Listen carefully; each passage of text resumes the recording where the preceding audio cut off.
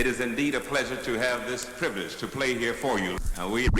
We intend to give you a very fine program, so just settle back, relax, and enjoy the moment. Can't wait till I get a real camera.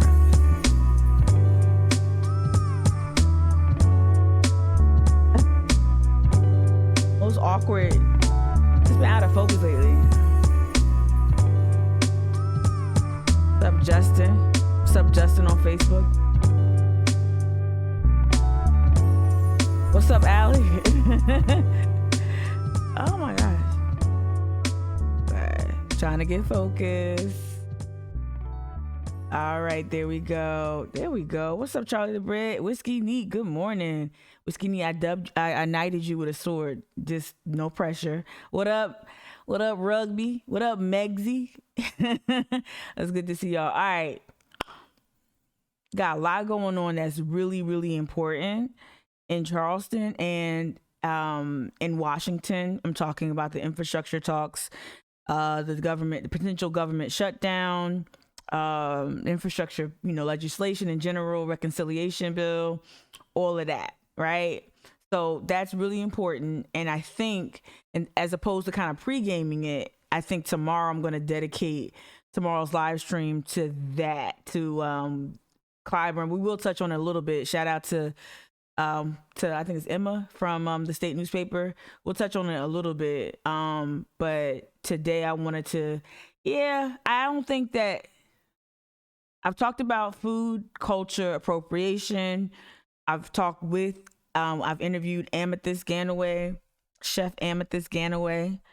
I've talked about that. I'm talking about in terms of Twitch, right? What kind of conversations we've kind of facilitated. But today I want to talk about Charleston Wine and Food. And I am grateful. I am grateful for the gift that is perspective and maturity. And I feel like I'm going to approach this in a way I typically haven't. I mean, y'all know me. I'm still going to be spicy. I'm still going to drill down. I'm still going to be very granular in terms of what I look at and what I pay attention to. But I guess I'm just gonna give a few more disclaimers. I'm serious. I really do want to be more precise. I don't want my aim. I don't want to stop firing. I don't want to stop. And I don't want to make this a violent. I don't want to use violent analogies, but I don't want to stop. Targeting problematic culture, right? I don't want to stop targeting problematic practices within nonprofit culture here. Calculated, good word. But less calculated, more precision. That's what I said. I want to be more precise, precision. Calculated, to me, kind of, it's a good word, but it insinuates a little bit of an agenda. I don't have an agenda. I don't have a hidden agenda outside of the Black agenda, or the Gullah agenda. But I want to be more precise, right?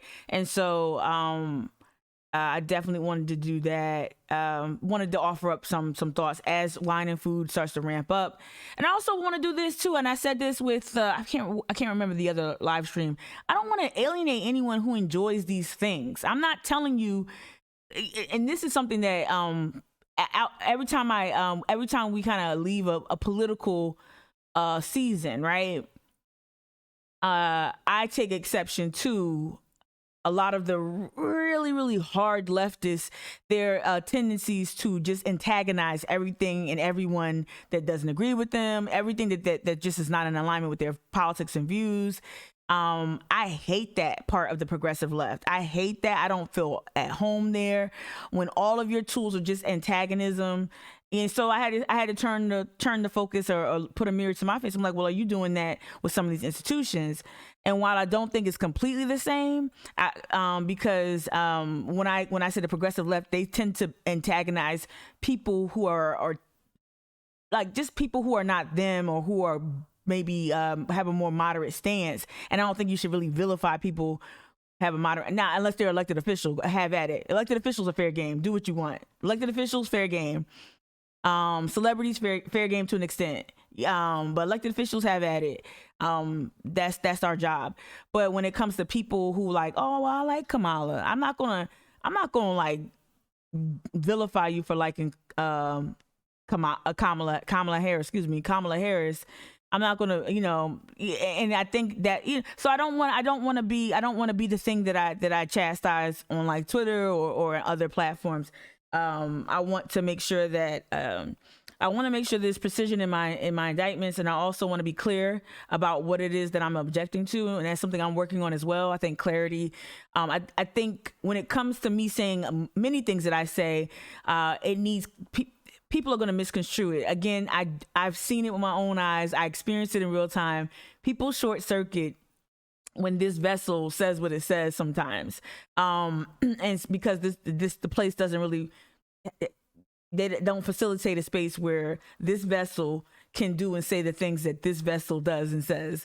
So people kind of like, they kind of stop at the rhetoric and don't want to see, oh, well, she's leveraging the archive. Oh, well, she does have a degree in political science. Oh, well, she's worked in politics and policy. Oh, well, she's written speeches. Oh, you know what? She's built out several, platforms, and yet no one wants to see the skill behind it. They just hear the rhetoric. And sometimes ain't nothing I can do. I could jump on this thing with a 3-piece suit and I don't know why I said 3-piece, but I could jump on here with like business casual wear and my hair straightened. I could come here and perform respectability, and people still will hear, oh, she's so angry. So that's the plight of being a Black woman. Noah, you said sometimes the patience runs out and you got to step back and remember we're still people get caught. Yeah, that's true. But and this is the thing though. This is a space of accountability. If I'm demanding accountability from these institutions, from elected officials, with this platform, and as this platform continues to grow and build out, I need y'all to hold me accountable. All right. So this is a two-way street in terms of when I step afoul, when I say something gross, and I think I said something gross last week that I didn't like after I thought about it. Like I said, in regards to Sheriff Graziano, now I don't object to calling her dumb. A lot of dumb stuff happening. A lot of dumb stuff happening out of the sheriff's office. A lot of dumb stuff. But I said something like, she puts the LGBTQ. That was corny. That was gross. And that wasn't funny. And like, check me on that shit. You can check me in real time. Long as the correction is in the spirit of hey, Mika, you could do better. You could be better. And I don't mind, to an extent, I don't mind publicly being corrected to an extent. I don't want people performing. I don't want to get crazy with it. But yeah, when I say something foul and dumb, catch me on that. And that's, and I'm not saying that and trying to like, this isn't strategic vulnerability. It's just real talk. Like, we're humans, right? Good morning, Debbie. Good morning. Good morning, Joni. Good morning. All right. So we're going to talk about the way I teased out the live stream today was Charleston Wine and Food has an equity blind spot. That's my real delicate way of saying what I want to say, but we'll go into it. And again, when I say precision, I'm not saying the spice level goes down. I want people to hear my criticism of this, but I don't want you all to feel like you can't enjoy wine and food. I don't want people to say, well, Mika don't like it, so I can't share. No, shit. Sometimes you want some fucking good oysters and a good show and a community atmosphere and you know what I mean? Sometimes you want that shit. I get it.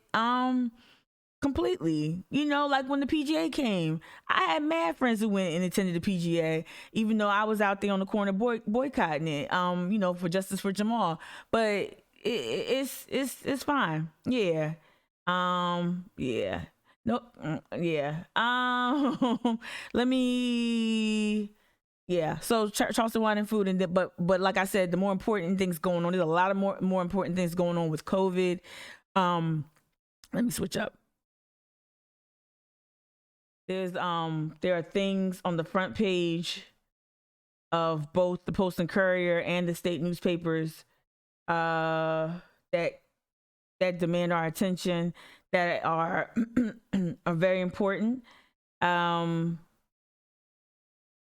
Been seeing things about the Murdaugh case in terms of the representation, not engaging with that, not really feeling interested in that.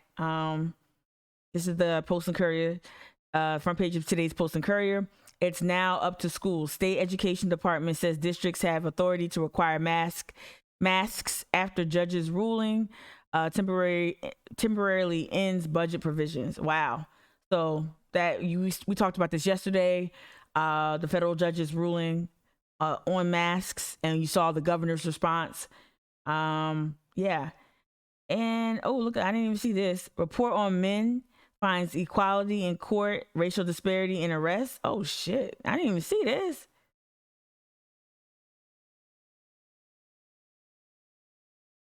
Now, who commissioned the report? Because this is the game that I peeped with the racial bias audit that was conducted by cops. Usually they'll have someone come in here. It's kind of like I said the way I explained it was, hey Nicole, Nicole, let me read your comment real quick. Yeah, we can have duality, doesn't mean we can't push to make it better. Absolutely. Was going to test you about that. Test me about this study. Let me see. Let me see. Okay, so let me read this. All right. Shout out Steve Garrison. Black men are 5 times more likely to be accused of a crime than white men in Charleston County. A racial disparity that increases significantly with drug and gun offenses, according to a new report from the Ninth Circuit Solicitor's Office. After arrest, white and black men are treated similarly in the court system. Wait, hold on. What? After arrest, white and black men are treated similarly in the court system, according to the report. Oh, I'll throw that shit out the window. Oh, text me. Did I see chat? Oh, okay. Hey, what's up, this Justin? This don't. Let me keep reading. Who commissioned this? Is this CNA? Let me keep reading. I gotta read this, y'all. So let me just tell you that the things that I'm going to follow up on. Let me go ahead and say this right now. We're going to follow up on this story right here. South Carolina rises to sixth worst for slayings of women. We're constantly on this list, y'all. We're constantly on this list. State previously was 11th. We fell out of the top 10 for the first time in a long time recently. We got right back in there, right? State previously 11th for deaths at the hands of men. Ooh, it's a heavy day for news. Okay. Report on men. Okay, let's continue reading. Let me read it from the top. Tippy top. All right, I'm gonna make it a little bit bigger because I can. Ooh, that's not the way to make it bigger, Mika. Here we go. All right, so maybe y'all can see it along with me. All right, black men are 5 times more likely to be accused of a crime than white men in Charleston County, a racial disparity that increases significantly with drug and gun offenses, according to a new report from the Ninth Circuit Solicitor's Office. After arrest, white and black men are treated similarly in the court system. That is not true. According to the report, which is based on an analysis of prosecution data, black and white men are similarly likely to have their charges reduced and increased during prosecution. Let me let the lawyers keep me honest in there. I'm saying it's not true, but maybe y'all saying it is true. In Charleston County, maybe it is true. Okay. Black and white men are similarly likely to have their charges reduced or increased during prosecution of a crime. Black men have slightly higher chance of having their case dismissed altogether. Okay, let me read the comments. Allie. Oh, extremely misleading. Yes. Send me the report, please. And quotations. Allie put quotations on the report. Allie, could you drop in the chat? Can you drop in the chat the full name of your organization? You just dropped the acronym. Can you put the full name in there? I always butcher it. Wow. No, it's Scarlett's office worked with Justice Innovation Lab. Okay. Thank you. Okay. Thank you for putting it. Let me open this up. Let me open up an empty window just in case it opens up. Oh no, it doesn't. This they spare no expenses with branding. I tell you that. Justice Innovation Lab and Loyola University in Chicago. Huh.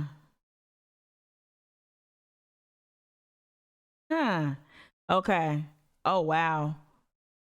Yeah, Nicole, in terms of domestic violence and death, I agree with that. Why are men, right? Come on, y'all gotta do better.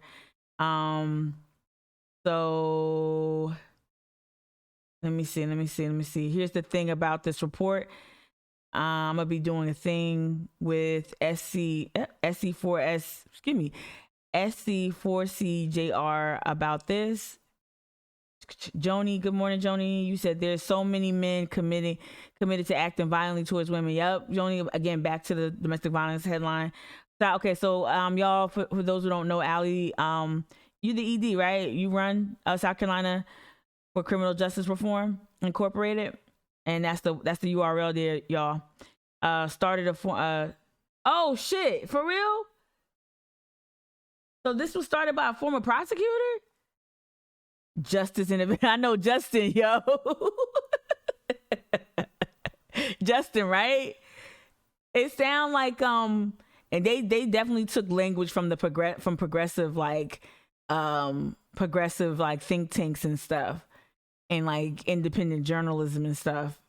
Cause that, when you see lab, you usually started by a former prosecutor. Well, you could throw this shit out. Just like the CNA racial bias audit was conducted by former cops. I called them myself and asked. So like, this is okay. Let me put you up on game. Do I want y'all to stay in a perpetual state of anxiety? Hell no. Do I want you to start building up a tolerance? I don't want you to build up a tolerance for bullshit. I want you to build up a tolerance for the for the frequency of nonsense you will encounter watching this live stream, engaging with my content. I'm not trying to make you feel paranoid. I should just say paranoid. I'm not trying to encourage paranoid like thinking. I'm not trying to get you to. I'm just trying to have y'all put your glasses on so you can see things clearly, so you can avoid certain things, so you can sidestep that one barrier, that obstacle, that trap in front of you. I'm trying to get y'all to that place, right? I'm trying to help you. I don't know. It's a sports analogy that I'm probably trying to work on, but like one thing you gotta understand with things like this, and thank you, Allie, for giving me the tea on right, and it says it up here, prosecute up top, top right. Prosecutorial performance indicators. I don't know what the fuck that is. A lot of empty jargon, but like a lot of like with CNA's racial bias audit of the Charleston Police Department, they're designed to offer us red meat. They're designed to admit to what they're willing to admit to, which is usually things that we've already understood, whether it be anecdotally or based on real research conducted by a more independent institution or independent like outfit, right? So this is the game. Again, politicians do this often, right? How to look like you're doing something or confronting something without really confronting something. And actually this is gonna lead into the Charleston Wine and Food discussion in a second. All right. But I find that very hard to believe that black men are sentenced proportionately with white men. I find that very hard to believe. My time inside of jails and prisons, I find that very hard to believe. And I think if you look at maybe juvenile justice statistics, you might even be, what's up, new follower or who's this? Shout out Nicole. Thank you for subbing. Thank you for gifting Kaiser Winhelm. What's up? Thank you for gifting. Hey, B man. Yeah, I'm helping you hone your bullshit meter. Gotcha. All right, Allie, you dropped something in the chat. Let me read this. Number one, she says, okay. Number one, black men are disproportionately charged and black men are disproportionately charged. You said it a little different. Charges stacked on them. Okay. Their charges are similarly dismissed to white men, but in all caps, but black men have more stacked charges than white men. Thank you for making it plain. You went on to say, Allie, that Scarlett's office has been collecting data on prosecutor offers for the last almost 2 years to measure disparity. However, they did not include that information in this report. So let me read that again more smoothly. Her office has been collecting data on prosecutor offers for the last almost 2 years to measure disparity. However, they didn't include that information in this report. Yes, Whiskey Neat, thank you for agreeing with V-Man. Yeah. Recognizing coverages. That's it. Justin. That's it. I'm helping y'all recognize coverages. Thank you, Justin. I love you, man. We'll teach y'all who don't know football. It's just about like, okay, so let's say you lining up, right? It's just it's just a way to be able to identify like, okay, what kind of defensive scheme the other side is running, right? Oh my God, Justin, you are awesome. I can't wait till like this platform gets really huge and like you could come work for me as my producer. That's it. When you lining up, y'all, before the snap, right? It's you being able to understand what kind of scheme that they're lining up on the other side of the ball, right?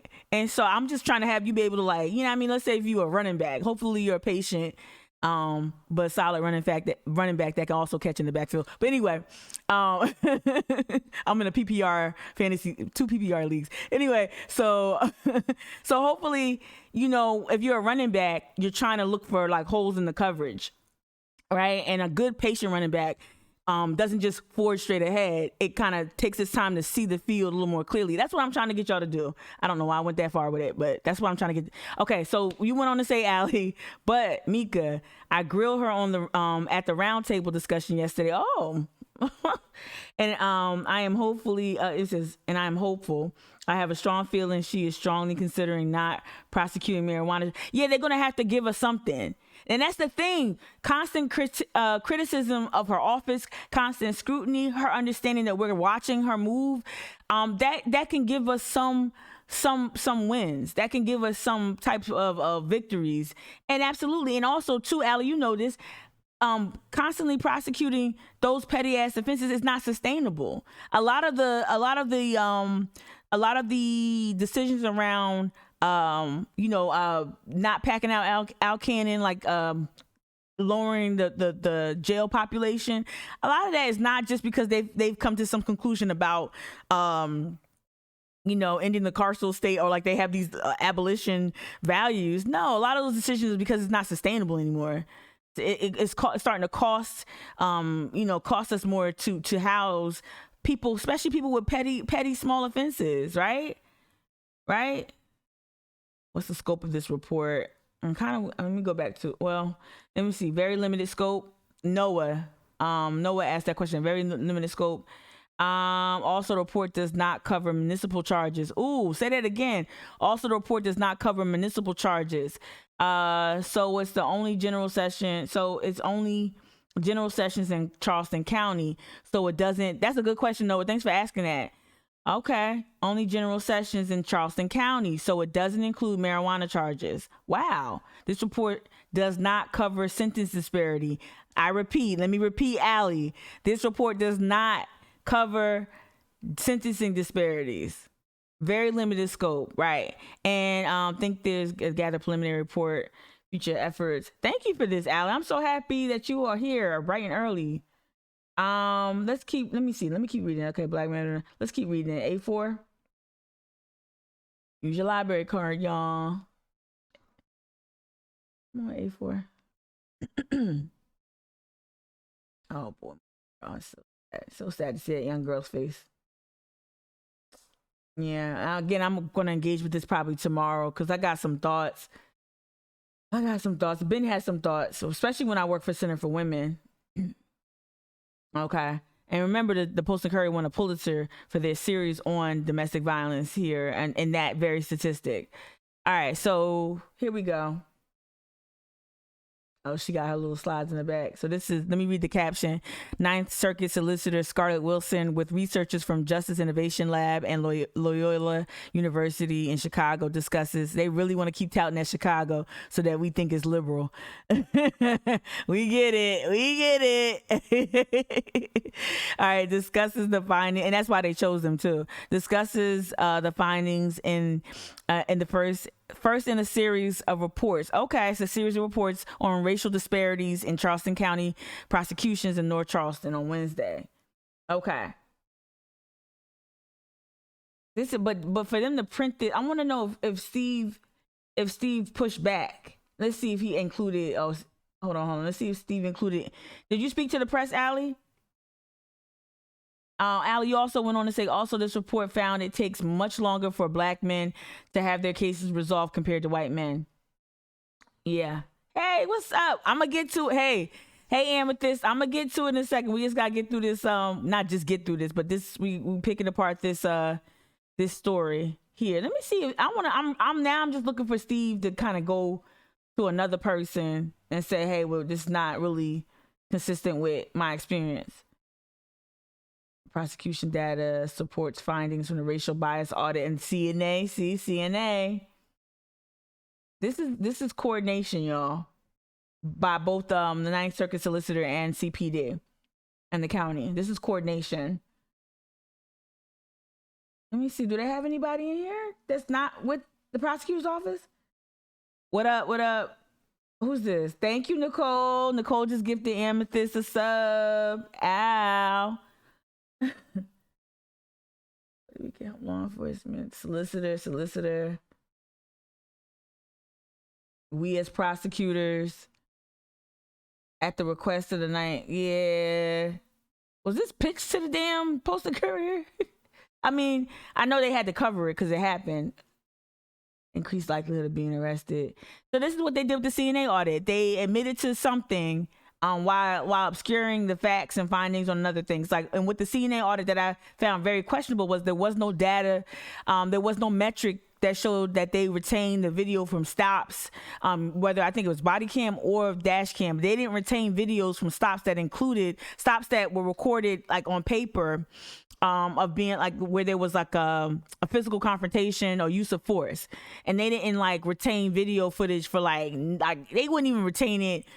I don't know. They was on some old school convenience store shit on like, well, we just gonna record over it. We're gonna record over the tape every day. Like they did not retain it, and there was no metric. There was all these gaps in the data, right? And so while people were like, oh, they are admitting to it, they're admitting to it. They're not admitting to the whole truth, and they're presenting you with what they're falling on the sword a little bit. It's performative. And shout out again, Allie, for kind of giving. Oh, invitation only. It got a little heated in the invitation only roundtable. I got you. All right. Yeah. Okay. So, Allie, let's talk later. Let's text talk, whatever. Walkie-talkie, voice memo. Let's talk. Because we're going to talk about this. And then tomorrow we're going to talk about how we got back into the top 10 with worst in the nation, sixth worst in the nation for slayings of women. We're going to talk about that. Especially coming out the pandemic, coming out the pandemic. Yeah. All right. Let me just hop over to the state newspaper real quick. Lawsuit filed in death of woman on I-95. Schools can require masks. So similar to what was on the front of the Post and Courier. Let me go back to A1. Similar to what's there, schools can require masks after ruling. We talked about that a little bit yesterday. The Murdaugh case is on the front as well. They didn't have the women statistic. All right, so front page, let me make sure I said the right thing. Yeah, right. So both papers are featuring the mask update. All right, I'm gonna close that out. Thank you, Allie, again. We'll get to it. Close that out. So let me pull up my thumbnail. And y'all, I want to acknowledge, I know my thumbnails look like school shit. Like, that's the whole point. It's just to be bright and obnoxious. I'm not trying to make them look like sophisticated or sleek or slick or nothing like that. So this is my thumbnail for today. And I thought it was important. To show for one reason. So this is the when you open up so we're talking about Charleston Wine and Food and their equity blind spot. So I want to address, because let me tell you something, Amethyst. I ain't gonna say nothing that we talked about. Amethyst, da. But I've been on the phone. I've been on the phone with other people yesterday, Amethyst, not just you. But I've been on the phone, and I was on the phone yesterday with some people in this space, and they reached out to me. I feel honored. I'm just a big mouth. And so that conversation, and it's okay to say this, and conversations with Amethyst as well, just her experience, talking about her experience. I am not representing Amethyst's thoughts. Whatever she wants to say, she could say in the chat for herself, right? Oh, who's that? Ew, where my moderators at? Okay, here we go. Oh, Whiskey Knee, you a moderator too.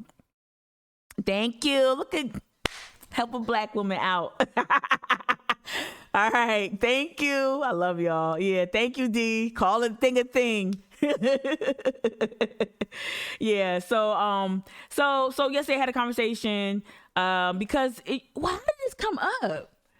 What did I just start talking about wine and food?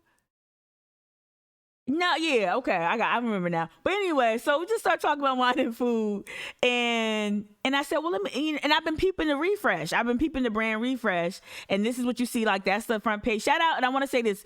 I'm gonna make this abundantly clear, and I said this a little bit yesterday when I was in the hood looking crazy on Instagram. Shout out to all of the black and brown creatives who are part of this new brand rollout. Everyone except that the evil girl that's gonna probably be on Southern Charm for like $500 an episode. My soul ain't worth that. Shout out to all the well-meaning, committed, community-centered black and brown creatives, either whether you're a content creator, whether you're a photographer, you're in the culinary space. Shout out to y'all who are just trying to engage with this platform because it has largely been inaccessible, right, to you. Shout out to y'all for that. And I hope, and I actually believe that y'all are pushing them to be better than they ever have. That being said, you can't slick a can of oil. You're going to have to show me more than just a brand refresh, right? And shout out to the reporting of Hannah Raskin, of course. Pardon me. But also the more recent reporting from Kaylin Oyer. That has some numbers, some receipts. So what I know people aren't doing, the calculation that I know a lot of people aren't doing is while the brand looks fresh, while the brand looks slick, and has way more people of color, way more black people featured on all of the assets. Good morning, Anna Marks, right? Thank you, Noah.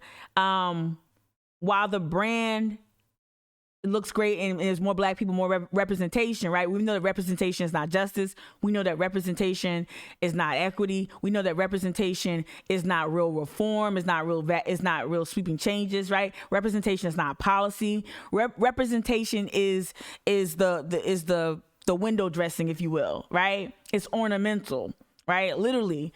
And so we know to look beyond the pretty pictures, right? And not only looking at, okay, well, if they are committed to these new values and they're featuring more black people and more brown creatives, if they're doing that, all right, and those are the professed values that are articulated on the website, what does that really look like? Does that look like just more exposure? Does that look like being in the room? Does that look like swag bags? Does that look like all access VIP passes instead of payment? What does it look like? Does it look like long-standing relationships? Does it look like we have to ask those questions? And I'm gonna assume that the creatives that have been asked to be a part of the brand refresh, and I'm gonna keep referring to it as that because it's not more than a brand refresh, y'all. It's not. They're gonna have to show me more. So I'm hoping that the creators who are part of the brand refresh, I hope that they have been lifting up those things. And if they haven't, I would like to encourage. I don't know how many will listen to me. I don't know how many people really peep this live stream. I'm getting feedback from places I never got feedback from on my content. So I'm assuming that things are starting to eke out of this thing and people are watching later when they can, right? Oh, I got you, Whiskey Knee. I'm coming. But I'm not seeing enough changes. So I say that because if you see right here to the right, so I have the websites, when you go to the website, that's the front page, the home page you'll see, right? So here, and I'm gonna be a little delicate with the staff. That's why I blurred out their names, but y'all people who know who the staff is, right? I will say this, I think it's fair game because it's on LinkedIn. All right, those are staff members over there to the right? They're all either white passing or white women, right? Jillian is off, Jillian is fair game. So Jillian is the executive director of Charleston Wine and Food. So if these four ladies are representations of your staff, but your website is giving me blackity black, melanin, blackity black, gullah and soul food and all that other stuff, there's something going on. Whiskey Neat, let me hop in the chat and read what you got to say. Charleston Wine and Food has a lot of layers. I found out firsthand when I participated, brand sponsorship, event execution. I think I'm really going to rely upon your experiences with that, Whiskey Neat. I think I'm going to rely upon that today as we kind of, and not in any deep way, but that's exactly what I want to hop into, because I think the conversation I had wasn't even just about the surface level shit about putting a lot of black people on their stuff. The conversation I had yesterday was more about how are we treating the talent that's actually here, that's actually from Charleston, white and black. And it's no surprise to those who know how the sausage is made. Historically, Charleston Wine and Food has disenfranchised white and black local talent, and prioritized the sponsorships, the Toyotas and the Williams and Sonoma and so on and so forth. They've done that. They've added, and we've got the reporting to support what I'm saying. So this is not just assertions from my ass, right? We know that historically that's where they really get a lot of the criticism is consistent from white and black people. We don't get the same support as the big names, and I use Toyota, that's the big sponsor, but the big names in culinary, like the big guest chefs that come in, right? They get way more support while participating. And of course the local chefs were doing it for free, right? And I didn't know that until like a few years ago. I could have sworn that those chefs, especially from these really big restaurants or the chefs that are really, really well known, I thought they was getting a check, right? And so a lot of times, so back when I was working for a certain artist, I was privy to a conversation where they engaged the artist. And, of course, whenever you engage the artist, members of the management team, including myself, the first question is, what's your budget? What's your budget for his participation? What is your budget for talent? Oh, well, we've got these passes. I'm like, what the fuck? Like, what passes? Event credentials. So you want him to talk on an equity panel for free $99, but you don't like. So when I start, of course I had my observations from the outside, especially as I told you, I used to run a home improvement blog. So Pink Verbena, I was exposed to some of these content creators who had relationships with this festival and so on and so forth. So I had that exposed, personal experience with working with a coveted artist, and the experience of being in this blogosphere for a brief moment, and very unimpressed. And then when you compound that with the bullshit virtue signaling they did around the Calhoun Monument in Marion Square, it was like it sealed the deal for me. Whiskey Neat, you went on to say a lot of turnover year over year. On their end, a lot of turnover from what I saw in the reporting, and their staff and leadership and volunteers. Yep. What's your rates? Right? Yeah. What's your rates versus what's your budget? Always trying to pay. Yeah, exactly. And I think that's a shame. So, but yeah, if your staff is still all 100% white or majority white, I don't know how seriously I can take your brand refresh. So let's get to the website. So what do I look at when I go to websites? Like when I want to not critique, cause I don't go in like, oh, let me tear it apart. I don't do that. I actually be looking at shit that I want to go to, right? Let me see if this is fun. Oh, I really honestly was looking for a new and improved Charleston Wine and Food. Y'all might not believe me. I was a little skeptical, like cautiously optimistic. I was cautiously optimistic. All right. So I'm like, well, let me just see. And I'm seeing people I like. I'm seeing people whose content I consume. I'm seeing beautiful black faces. I'm seeing natural hair textures. All right. I'm seeing more than just, Vanita being in the picture as one of the, bloggers, right? Who covered it. So I go here. I always go here. So if my memory serves me correctly, my memory serves me well, the previous website had, like under this tab right here, I'm clicking on it. Is it frozen? They got a little knife and fork as a little cursor thing. All right, so this is what you see right here. Usually I thought who we are. So I'm looking for staff, right? Under who we are. That's what used to be under who we are. I had to go on LinkedIn to find who you are. So our story, our impact, board of directors, And the board of directors is some, you'll see some notable changes there as well. Community impact. But let's go to our story. That's most important. Let's go to our story, because these are your professed values. So it is my job to make sure you practice these values. So Charleston Wine and Food is a catalyst for connections that inspire curiosity through thoughtful storytelling and meaningful experiences with a sense of place. It says nothing about food, right? At least with this initial statement. It goes on to say their mission. Okay, let's see their mission. Okay. Mission says to celebrate, enrich, and promote the Low Country's diverse culinary and hospitality community. Hold up, what? To celebrate, enrich, and promote the Low Country's diverse culinary. There is diverse culinary and hospitality community. It's not a diverse hospitality community. Through world-class experiences. Okay, experiences, storytelling, meaningful experiences. They say experiences twice. Inspire, catalyst. Okay, you know what this connotes? Anyone? Yeah, there she goes. You just took the words out of my mouth, Joy. PR, yep. Yes. So they invested in some better than let me tell you something.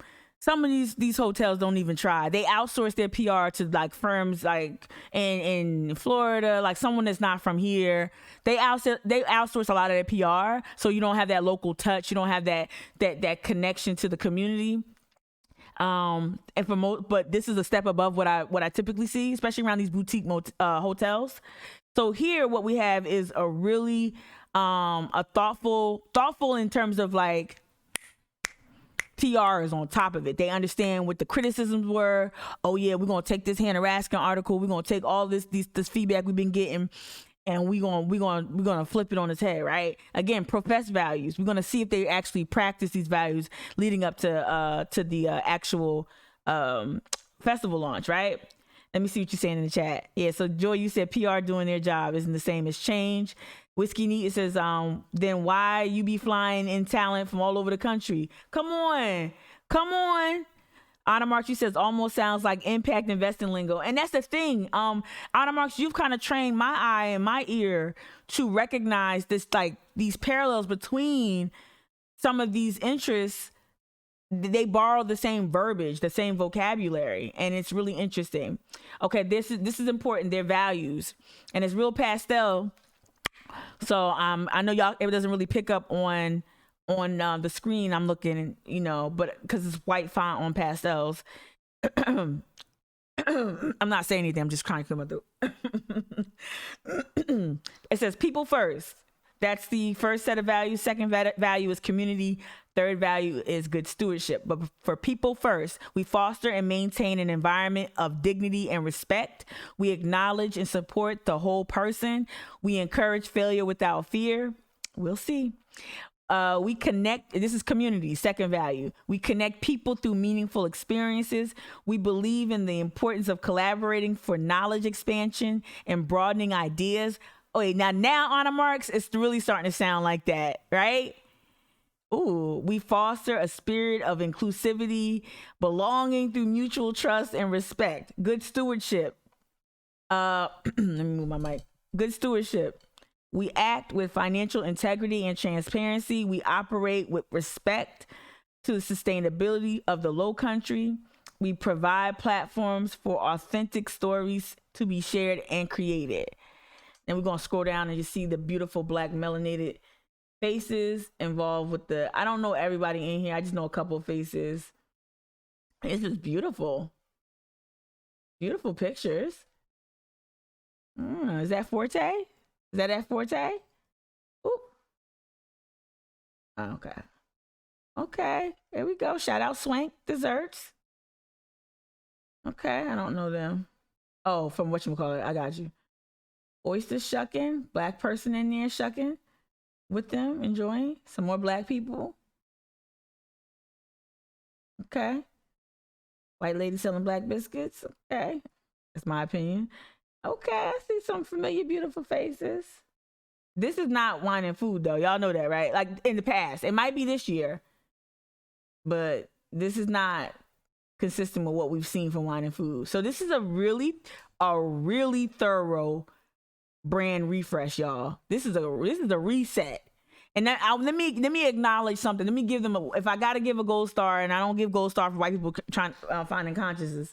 Like, we don't do that. But if I do give a gold star, it'll be for responding to the criticism, or not responding with some bullshit. You responded, at least you spent some coin on this, or at least you put some time into this, right? So you didn't just like, oh well, we'll just do a little bit better and put some black people on our Instagram. They thought about this. So I will say that this to me communicates, hey, we heard the feedback. I'll give them that. They responded. Beautiful gowns.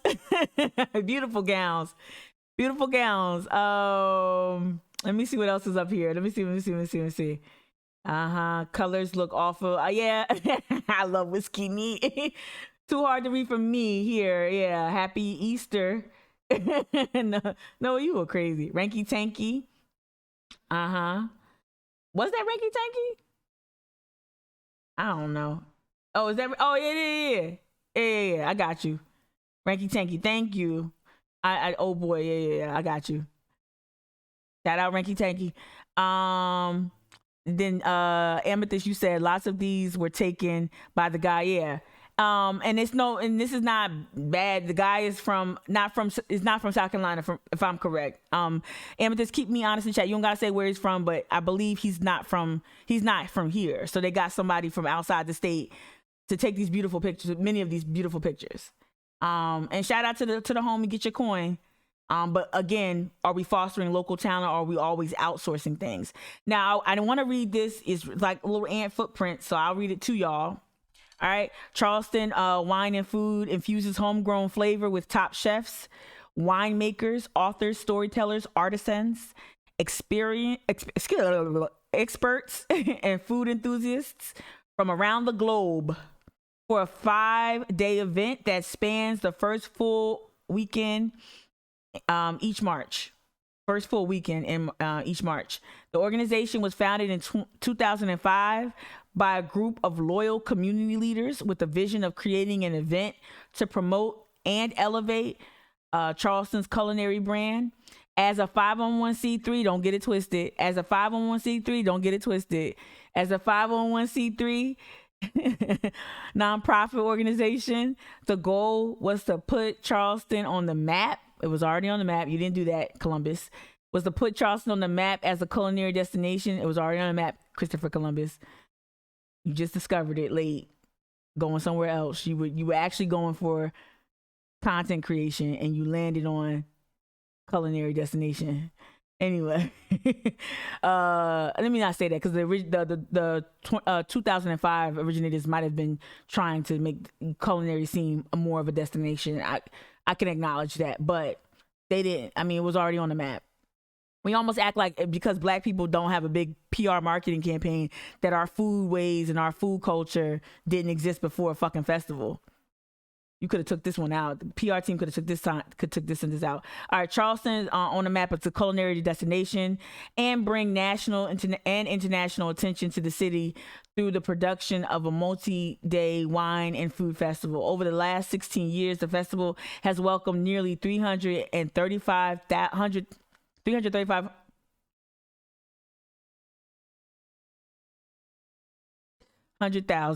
attendees, generated over wow. Look. See, this is when bragging kind of backfires.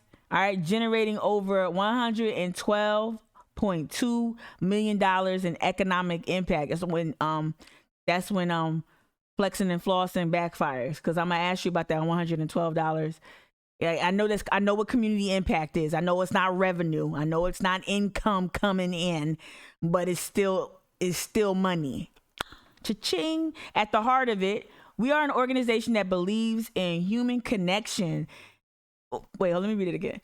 At the heart of it, we're an organization that believes that human connection is the most powerful force on earth, and shared stories are the catalyst for this connection. Friendships have been formed, love has been found, and an overwhelming sense of camaraderie amongst our talent community has been brought to life through the lens of the festival. Stories define us. These stories define us, connect us, and give us a sense of place and purpose. what did we learn from the C-SPAN video, y'all? Dealing with African American tourism. These places already have purpose. You didn't give shit, right? Remember we heard that from the young lady from Alabama who was spearheading efforts to highlight cultural heritage tourism, Black tourism. The places already have significance. The places already have value and purpose. You're just commodifying it, right? So when you hear that kind of empty calorie language, just know that Charleston already had place. Get involved. So of course they're always looking for volunteers. That's a whole nother story. We're gonna get into the reporting. I got you in the chat. Test kitchen. Did you know they pay $92,000 a year for this test kitchen? That's a lot of money.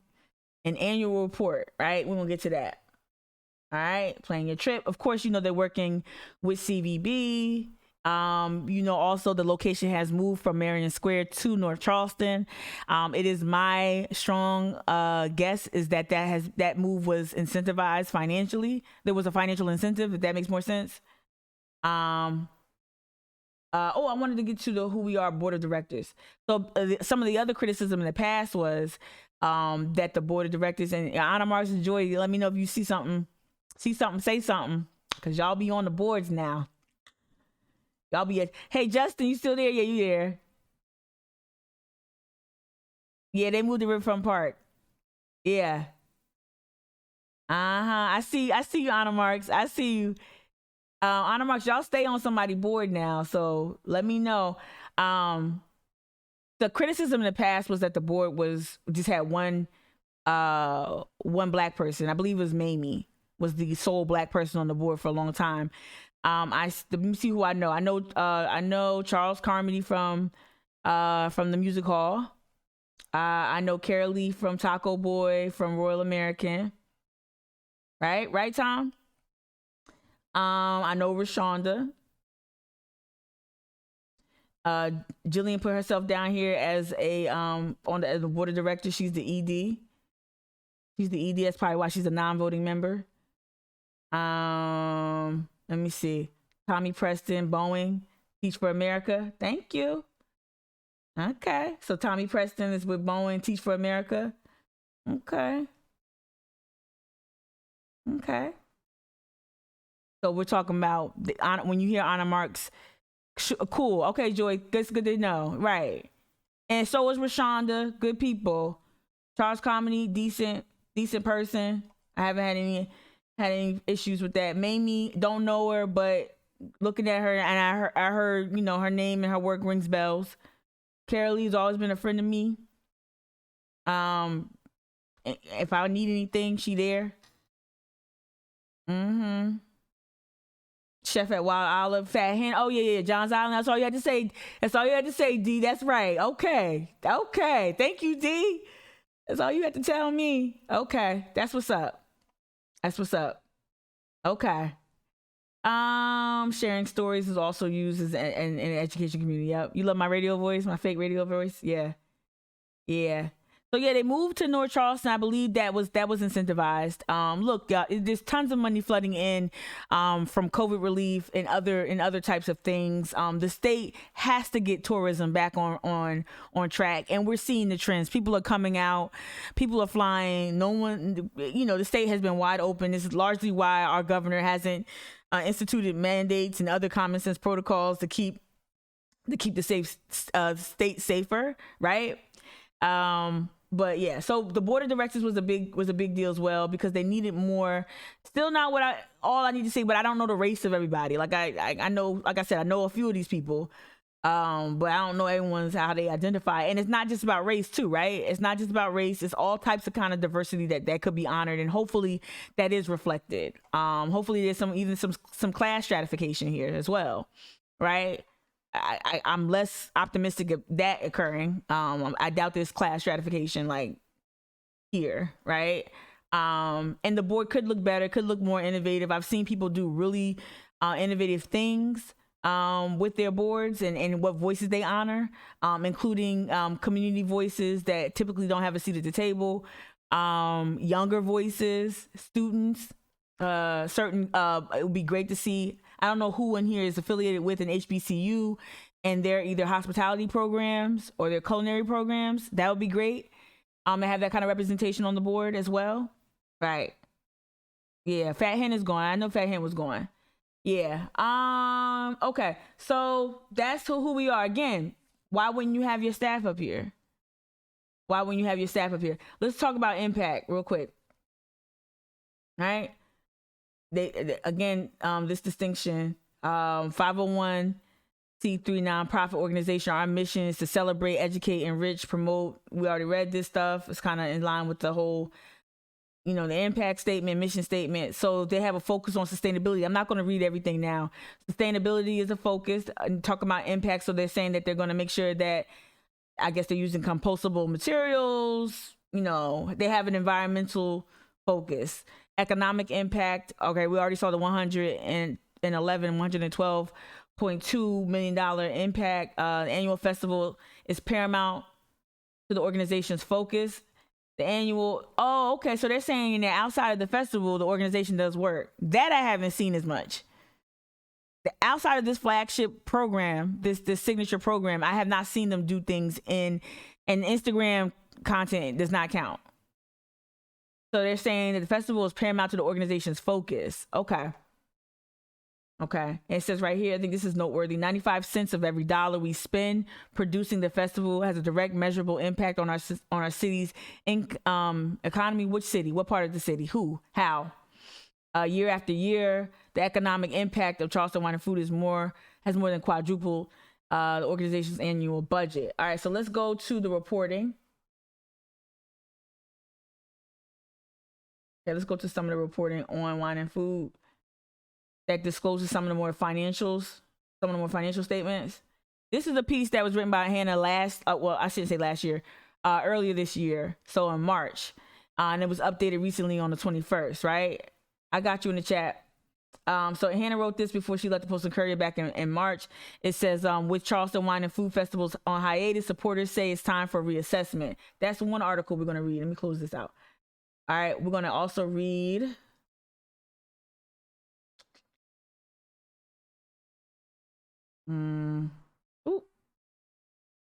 make sure I don't close out one. So the other article is Charleston Wine and Food. This is written by Hannah as well. This was June of last year. So this is right after they I'm in this one. Right after they was like, we're not gonna be in Marion Square while that statue's there. I'm like, go ahead with your easy stance. Get out of here. That statue been there. You ain't have a problem with it. You been new. And one of the most important pieces that you'll ever read. If you haven't read this, y'all read it. So after Hannah on March 8th, Hannah wrote this story about time for assessment. Caitlin Oyer followed up at the end of the month, at the end of March, with Charleston Wine and Food chief discusses perception, diversity, accessibility, and change. So I don't know how much of this was kind of given to Caitlin. I don't know how much this was offered up. It is candid. I did pull from this and posted these posted screenshots from this reporting on Instagram and Twitter yesterday. What stood out to me the most was Charleston Wine and Food ended 2019 with $857,249 in assets. And then here it links to I think this links to the Hannah story. It says in a roundtable Zoom conversation with culinary focused nonprofits, Charleston Wine and Food Executive Director Jillian Zettler, discussed navigating a pandemic year and public perceptions that's come with being one of the wealthiest nonprofits in the country. You feel me? All right, let me hop in the chat and see what y'all talking about. All right. Now, okay, Anna Marks, you said nonprofit in quotation marks is not appropriate description for an org enriching impact investors. Absolutely. And y'all got to get up on that. I know that sounds really like, oh wow, what are you talking about? When you talk about impact investors, and we'll have a live stream about that, so you can navigate this nonprofit culture and stop looking at them as just like these grassroots philanthropic efforts. It's way more money behind this. And when you look at the board, that's one indication. But when you look at some other things within those nonprofits, within how they move and the dollars they court and their donors, you'll start to see what they really are, right? Whiskey Neat, you went on to say in the chat, any visibility on cost of tickets, right? I got you. I didn't see. They're gonna be. I think did they already start selling tickets, or is it coming out early October? We'll head to their Instagram. Y'all chatting too much, too fast, not too much, not too much, too fast, not too fast. I can scroll up. All right. Visibility on tickets, right? It was cost prohibitive in the past. From what that's why I would never really go. It was really cost prohibitive. And it didn't really reflect my culture, so I wasn't really like too jazzed to go. But I would have gone if someone would have really wanted me to go. If they are trying to provide access through local residents, more people, which you're doubtful on, right? Amethyst, you went on to say their post yesterday says that the move to North Charleston, which is only one part of the festival, right? That's only the festival village. Thank you, Amethyst, right? Which is only one part of the festival, will be free to locals needing to eat. Okay. Otherwise, tickets will probably still be expensive. See, Amethyst, you just illustrated my point. All the things that are the most attractive or most interesting, like demonstrations and tastings, they're not going to be at that village in North Charleston. They're not going to be there, right? And remember, the restaurants, I love you, Park Circle. I love North Charleston. The restaurants aren't there. They're downtown. So you're going to have to hold this, many aspects of this festival on the peninsula, just given the CVB's involvement, given the incentives, given the strategy, the advertorials that are being published, printed, and purchased by the CVB. They're drawing people to the downtown business district for sure. All right. You went on to say, part of the festival locals to eat. Otherwise, tickets will probably be still expensive. Right. How to look like you're doing a lot when you're not doing a lot. All right, Whiskey Knee, interested you responding to Amethyst, ticket prices. Yeah, 22nd. That's right, 22nd of October. Megzy, all right, you said you had also predicted that due to COVID, they knew they were going to have to cancel 20. Right, remember I said, yep. Yeah, I'm like, you not having a festival in 2020. No one was having nothing in 2020. 2020 was canceled. So don't come out there with that. Yeah. Go on sale 10/17, but no preview on the a la carte prices. They did put a la carte, and they like to offer that up in the press, so you can customize your experience, right? Anna Marchi said the partnerships page says return on investment for investors.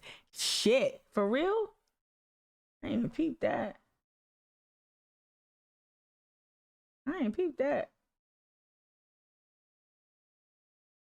Partnerships.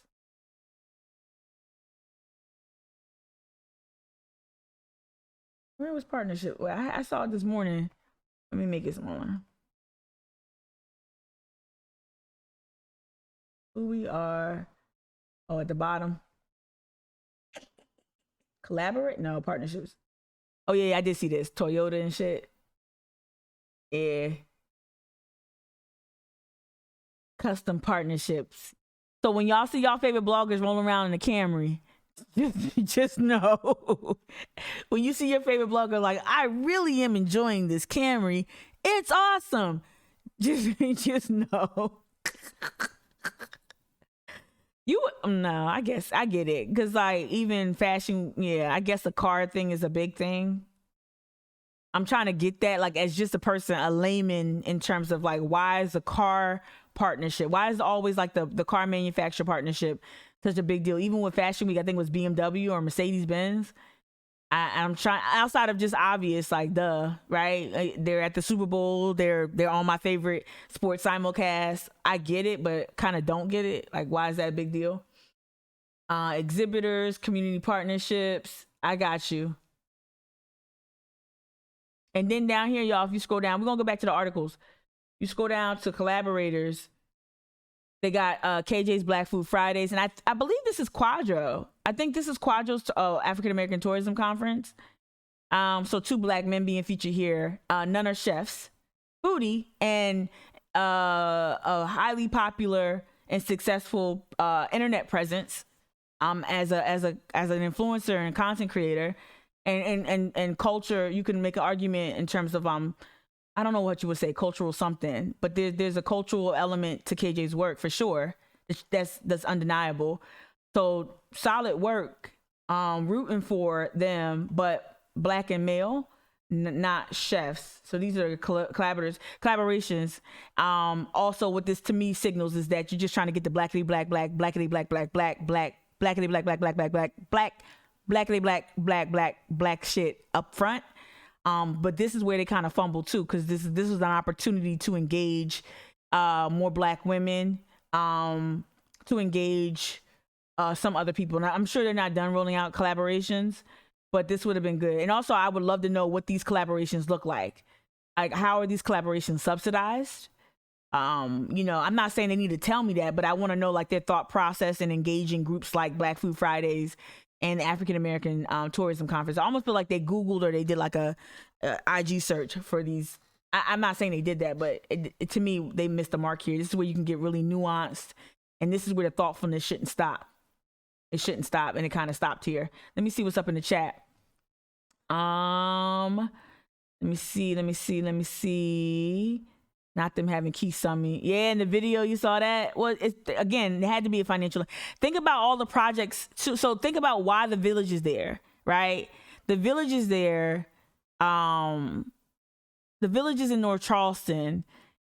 I don't know definitively. I suspect there's a financial incentive.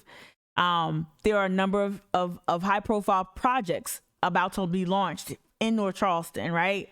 You got to think about, yes, you have to think about not just Keith Summey, 25 plus years as mayor of North Charleston, but also his son, Little Bear Summey, as, on county council, and also the CEO of the, I don't know what the title is, but he leads the aviation board, right? With the airport. So when you talk about that type of power, we talk about that type of nepotism, that type of centralized dynastic power in North Charleston, you have to imagine that there is a financial incentive, a profit motive associated with bringing the village there, especially the village is going to feed people who need to eat. There's something there. They didn't just do that. There's not just a philanthropic interest. At all. What I would say too, off first glance, and not trying to be hypercritical at all, I'm really trying to be fair. I think they might be trying a little too hard. Duh, right? I think if they would have just leaned into a conversation about what their fuck ups, I don't mind the brand refresh, but we're gonna feed all who need to be fed. We're gonna be transparent. Doing a lot. It's a lot for a fucking wine and food festival. And for a wine and food festival that's led by white women, it's a lot of cultural check boxes to check off. Right? Justin, you said in the chat, yeah, sorry, I should have been clear. Oh, for the similar. Oh, gotcha. No, you good. D, you said in the chat, first thing I thought when you said I saw the location was it's performative, right? Right? Why are they bringing the North Charleston area besides traffic? Traffic is another thing too. Last sentence. Custom partnerships. Partners see high levels of engagement, return on investment, from involvement. Jesus. Amethyst in the chat, you said nothing. That bringing gentrification. Right. Bringing gentrification, and I have a sick feeling we will see a few black-owned restaurants in the village, right? And that's the thing, Amethyst. I'm worried about that too. I'm worried about segregation, because sometimes when these institutions get called out, they started and the CVB did this early on with the museum about to open, the International African American Museum about to open. They had a separate pop out website. So when you would go there and click on the museum, it would pop out. I'm like, what the fuck? Why can't you just embed it in your other content? Why can't it just be seamlessly integrated with your plantation bullshit? Even though to me that bothers me, but why would you in but not of it? And I feel like I feel like a lot of the black talent will be treated like in but not of. Yeah. This human connection shit is crazy. Let's go to their Instagram real quick, and we're gonna the article I want to read from, not the one where I blasted them or other activists. Shout out, oh shit. Shout out, I say her name wrong all the time in my head. I don't want to butcher it. I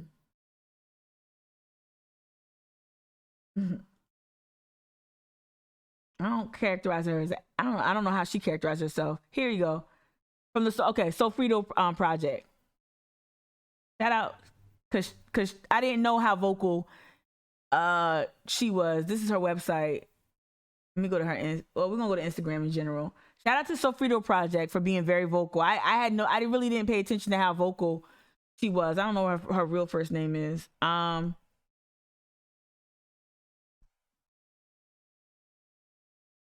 right, so let's go to. I always wait for them like to ban me, but they know they're not gonna do that. Like block me from the page, and like you gonna really make things. They're not doing that. And to be fair to them, they haven't really done anything. They haven't acknowledged me at all. At all. All right, so this is again very pastel, very cute refresh, more inclusive look.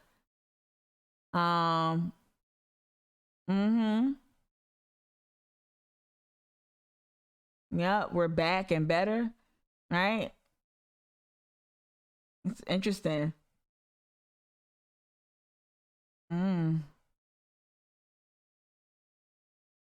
Commitment to safety, being very loud and explicit with their commitments and their community, their commitments, and their mission statements. All right, so let's get to the article. All right, so again, I want you to remember this, right? Charleston Wine and Food has perceptions, pandemic public perceptions that come along with being one of the wealthiest nonprofits in the country. Charleston Wine and Food ended 2019 with $857,249 in assets, making some worry that the revenue generation has taken precedence over spotlighting local talent and creating memorable experiences that truly reflects the low country. That's the one thing I can say. This don't look like low country. You could put this in anywhere USA. Is that Life Raft? Yeah, shout out Life Raft. Shout out Life Raft. Shout out to a lot of these people that I love to eat their stuff and enjoy their stuff. It don't really scream it, you know. Shout out Daps. I love Daps. Maybe it does scream low country. Maybe I'm being a hater.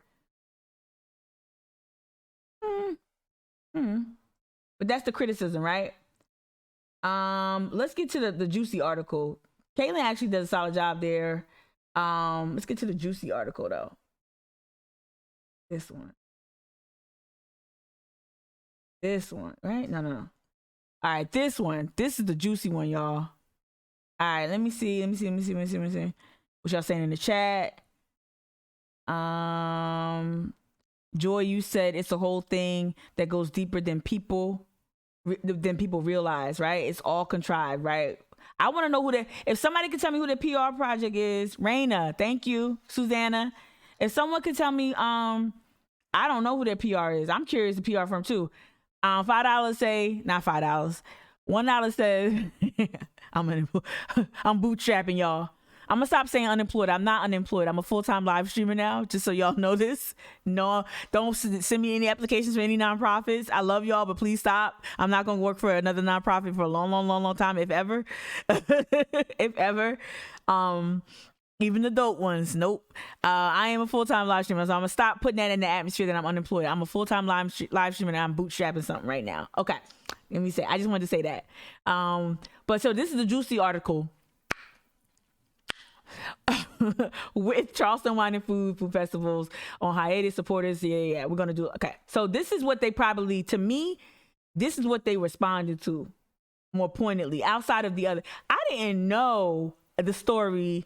Amethyst, I don't know if you knew about it. I didn't know the story about Quentin Middleton. I knew about his knives, dope knives, St. Stephen area. I knew that. I didn't know, and I okay. So let me read the article, y'all, because I wanted to read this with y'all. To be honest, Right? What did I just do with my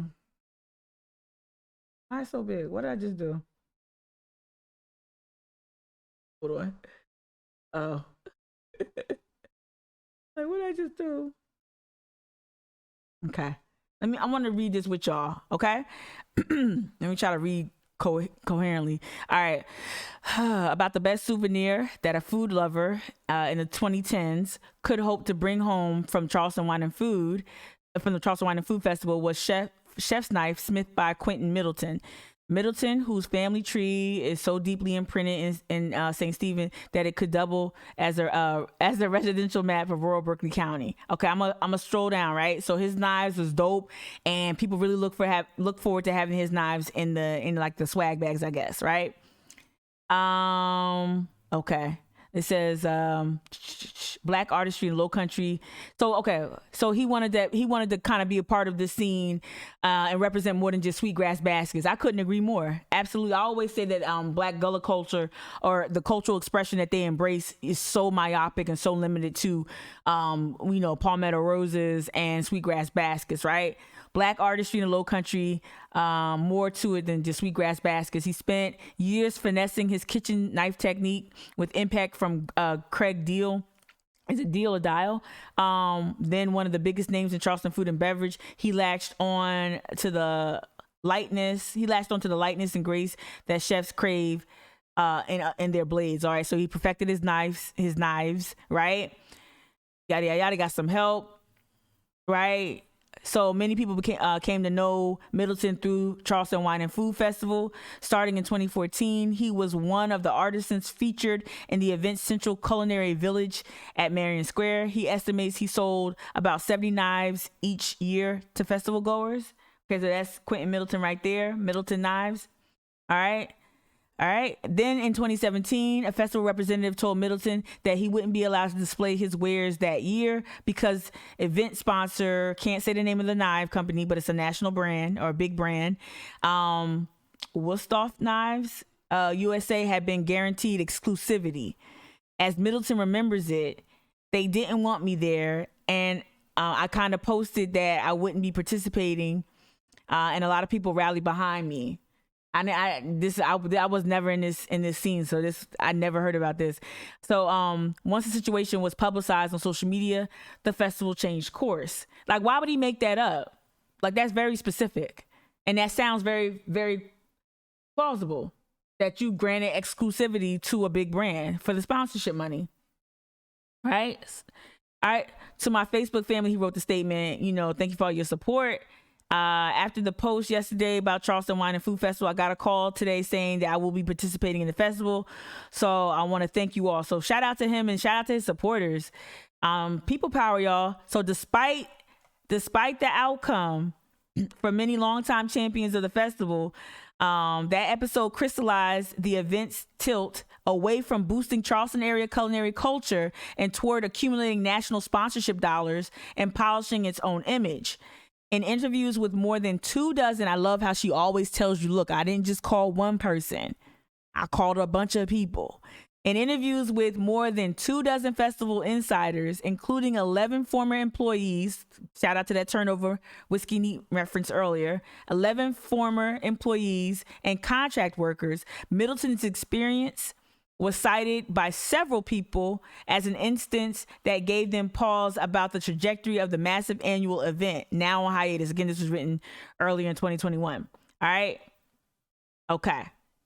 Right. Many of them shared their concerns with the Post and Courier after years of trying to resolve them privately. Shout out to y'all, because they feel this off year provides an opportunity to save the soul of the event they love. And that's the thing. Like, a lot of people want this thing to thrive. I want it to thrive. I want my family and my friends to have something to come to every March. I do. I'm just not going to take them to some bullshit. Well, now, Honor Marks, you done showed me all that joy in Honor Marks. we might just have to get the Gullah Geechee corridor together. We might have to get our own little thing going on. Probably some of the same mess too. All right. Although it's still unclear. All right, so this is before all of the announcements about 2022. So, all right, what the event might look like. Okay, so at that point of her time, at the time of her writing this article, she was unclear about what the event would look like. Critics of the festival worry that revenue generation is increasingly taking precedence over spotlighting local talent, executing memorable events for ticket buyers, and putting together an organization that reflects the Lowcountry's diversity. All right. When asked about Middleton's dismissal, Jillian said in an in-person interview, she denied his account, saying, all I can say to you is that I know that, okay, all I can tell you is what I know to be true. We never told him that. All I remember is going, why in the world would he think that? I don't like that. I don't think that's a good answer. So she denied his account. Why would he make that up? Why would he make that up? Shout out to y'all in the chat. I can't read everything, but I appreciate y'all. All right. So why would he make that up? I don't get it. If he's selling 70 knives each year, and the knives ain't cheap. This ain't Target. this ain't the home collection at Target. Or what is it? Room Essentials? It ain't Room Essentials. I used to work for Target, I should know. All right, it ain't Room Essentials. Okay. So she said it didn't happen that way. Okay, I'll let y'all be the judge. I think instead of refuting a black man who gave a very specific experience, I would have just said, I can't believe that we let him down. That's what I would have said. I can't believe we really let him down, and we're working so hard to make it up to him. We look forward to having him involved and yada. That's what I would have said. I can't believe we let him down. Somehow along the way, we let him down, and it's my mission to fix that. That's all you have to say. Don't refute what the black man say, because now it's like he said, she said. And all you had to say is I don't know where we did it, but we let him down, and I am going to work very hard to fix this error. That's all you had to say. I don't like when people refute I don't like that at all. I know Alyssa Smith. I know Alyssa Smith just very casually through when I used to work at Local Works earlier on when I first moved down to Charleston. Alyssa was there. I believe she worked for Lowcountry Local first, the nonprofit. So I know Alyssa, she's still with them, with Food and Wine rather. It says 2 weeks later, the festival spokesperson, Alyssa Smith, confirmed Zettler's recollections, emailing the continued inclusion of Middleton-made knives in the festival landscape was required, and Westhoff Knives USA recognized the importance of the inclusion. Why would they have to have a comment on that? Why would the brand that you prioritize have a comment on that? I don't know. KCJ18, how you doing? I'm totally going to not come to an event to sell my right. I'm totally not going to show up to one of the busiest and most successful and popular festivals. I'm just going to sabotage my own shit. Yeah. And I will say this. We speak freely here on the live stream. White women in leadership, whenever you interact with a grown black man, be very careful how you come out, you say that he's lying. Seriously, historically, be very, very careful with that. I don't care if it's about food, knives, anything else. Watch what you say. Think about what you say before you say it. I'm not saying that if somebody's lying on you and they happen to be a black man, don't say that. I'm saying be very careful and make sure you got receipts to back up the shit you say. Cause that optically that looks corny. It looks mad corny. Why would he just sabotage his own shit? That don't even make sense, right? So this is why I like Hannah so much as a reporter. That's why I respect her as a reporter. She pressed a third time, so she already went to Jillian. She said, "Nah, that didn't happen like that." She went to Alyssa. Alyssa sent her some email saying that the big muckety muck knife maker was like, "Nah, we want Middleton made knives there." So she pressed a third time. All right, pressed a third time to address the discrepancy. The festival revealed that Middleton's application was, in fact, turned down by a team member. But the incident was remedied by the creation of a protective clause still built into the sponsorship contracts today. The festival declined to provide a copy of the clause. Oh, right? So upon the third time, they said, oh, okay, yeah. So they blame a staff member. I wonder what low-level staff person that was. His application was turned down by a team member. See? White, you gotta watch what you say. You gotta watch what you say before you call a black man a liar, especially one with his reputation. I ain't heard nothing in the streets. Let me see. What did D say? And that comment was, sounds like they were, petting him on the head, right? Condescending. Yeah. Of course little buddy can be there, right? Exactly. Joy, team member can't put a clause, right? A team member can't put in a clause. They knew that. They knew. All right, this is the juicy part too. Turning a profit. Okay. So this is important. Why am I bringing this up? Mika, why are you bringing this up if you're talking about equity? We're going to get to the equity part, but you need to know who Wine and Food is not this just charitable nonprofit, right? I don't care how many hush puppies they give away this in March. They're not just that, right? It's layered.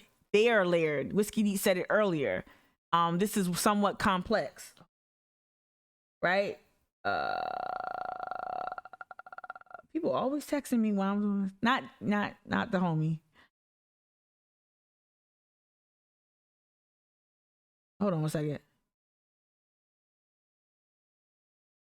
What the? If I listen, I'm not gonna answer that while I'm doing live streaming. All right. Yeah. Okay. I'm sorry. I had to read something, y'all, to make sure I wasn't missing something. All right. So turning a profit, right? Let's get down to it. Sorry about that. I didn't mean to pause like that. So we know that there was some financial hardships. 2014, around the time I relocated to the area, shortfall of $103,000 plus, right? Got it. Then they kind of switched up leadership, right? So board president, I believe he's still the board president, Steve Palmer, managing partner of Indigo Road Hospitality Group. Separate show for that, separate live stream for that. I would not be surprised to hear criticism about the festival. The festival isn't what it used to be, right? But the converse of that is the festival almost disappeared. So he came in with this, and I guess they had this new vision. According to Palmer, the festival is now financially secured thanks to an influx of sponsorship money from companies such as Marriott, Toyota, and U.S. Foods. All right, Zettler is roundly credited with making Wine and Food profitable since she was appointed in December 2013. Following graduation from Clemson and a career in Greenville, shout out Justin, career in Greenville event and music promotion. Okay, so those are her bona fides. In 2018, but this is a real interesting quote from her that pretty much encapsulates what they are, right? What this is, and I can't imagine that. So this was written in March of 2021. I can't imagine that in that span of time that they completely did an about face on this strategy. So when I read it, I'll bring it up again. The 2018 Wine and Food net revenue topped $500,000, allowing the organization to build up reserves it previously lacked. Charleston Wine and Food ended 2019. We already read this quote with $857,000+. Okay. An analysis performed by the National Center for Charitable Statistics. Hey, Anna Marks, do you know what that is? Because they boast this statistic on their website. So I'm always kind of leery about that. But an analysis performed by the National Center for Charitable Statistics at the Post and Courier's request. At the Post and Courier's request? At the Post and Courier's request shows Wine and Food is now among the wealthiest nonprofits in the country. Wow. With its net assets placing it comfortably in the upper quartile. Oh, okay. 501c3s. So this right here is gonna factor into the equity issue. Okay. So if this is if this is their performance, if this is the money, these are their assets, right? If this is the distinction that they've earned, Okay, the question, I'm just asking now. The question is, how much of that goes back into the community? How much of that goes back into Black and brown content creators, culinary experts, hospitality professionals? How much of that, not how much it goes to them in terms of, because I don't believe they didn't give stipends. They never gave stipends. The chefs and restaurants were performing for free, right? But how much of this is something that goes into something a little bit more hard, long term, some sort of subsidy, some sort of fund? Has there been a fund creation? I don't know. It might be. There might be a fund that's been created to help foster, diverse projects. But what I heard very recently, by recently I said yesterday, is that they got pitched by a pretty dope local creator on an idea, and they kind of were like, nah, we want you to do this, not what you pitched. And it's a creator that I would trust with creative control, like explicitly, like almost unfettered, like do your thing. So I still feel as if, if they're not going to honor thought leadership, if they're not going to share some of that space with the planning piece, how much are they sharing of the assets, revenue, profit, etc.? And they will make more money than they have in previous years with this. They almost don't even have to try as hard, because people are coming out of COVID-19 with fatigue and a dire need to go places and resume life, whatever, right? Revenge travel, right? I wanted to get to more about Jillian and then get into some more equity piece, and some content that I think really helps inform this conversation as we ask questions of Wine and Food's leadership. We see the changes, we see the cosmetic changes, we see the brand refresh, we see the reset. But how are you running this business? How are you running this nonprofit? Has leadership changed? Have you made any fundamental hiring? Have you made any key hires that would assist with long-term cultural changes? Have you made any real commitment specifically toward a certain type of cultural heritage? Where are the Black and brown women chefs, not just on the board, but a part of the programmatic planning piece or advocacy piece? Why can't you get a Raina? I don't know what Raina wants to do. I'm just hypothetically using her as an example. But why couldn't you get a Raina or an Amethyst to perhaps occupy a space as a salaried employee dedicated or committed to,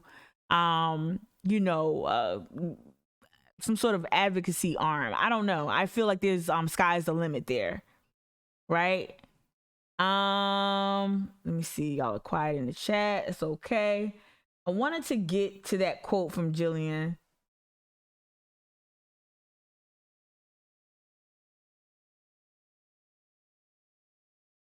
But the festival clarified.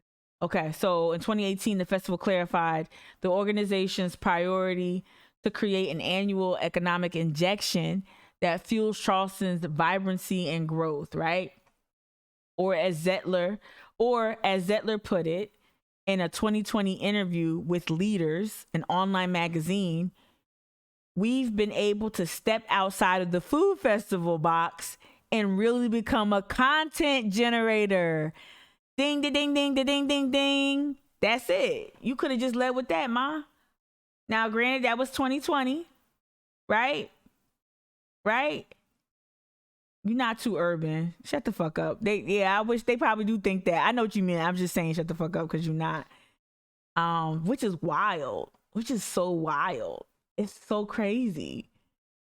They be fumbling. So we've been able to step outside of the festival, the food festival box, and become a content generator. That's why you would see more things that's why you would see the influencers really have a lot of access to the festival in previous years. You'd have way more influencers. And from what I understand, from some of their approach, they're still going to double down on the influencer strategy with local influencers. I think they're really going to focus in on a lot of Black creators. Y'all get it. use that exposure. But while you at the table, understand when they can tell you that, oh, we don't have enough money, we never pay people. Bullshit. You're flying in people and you're putting them up at the Dewberry. You got money. You gotta, they gotta make it happen.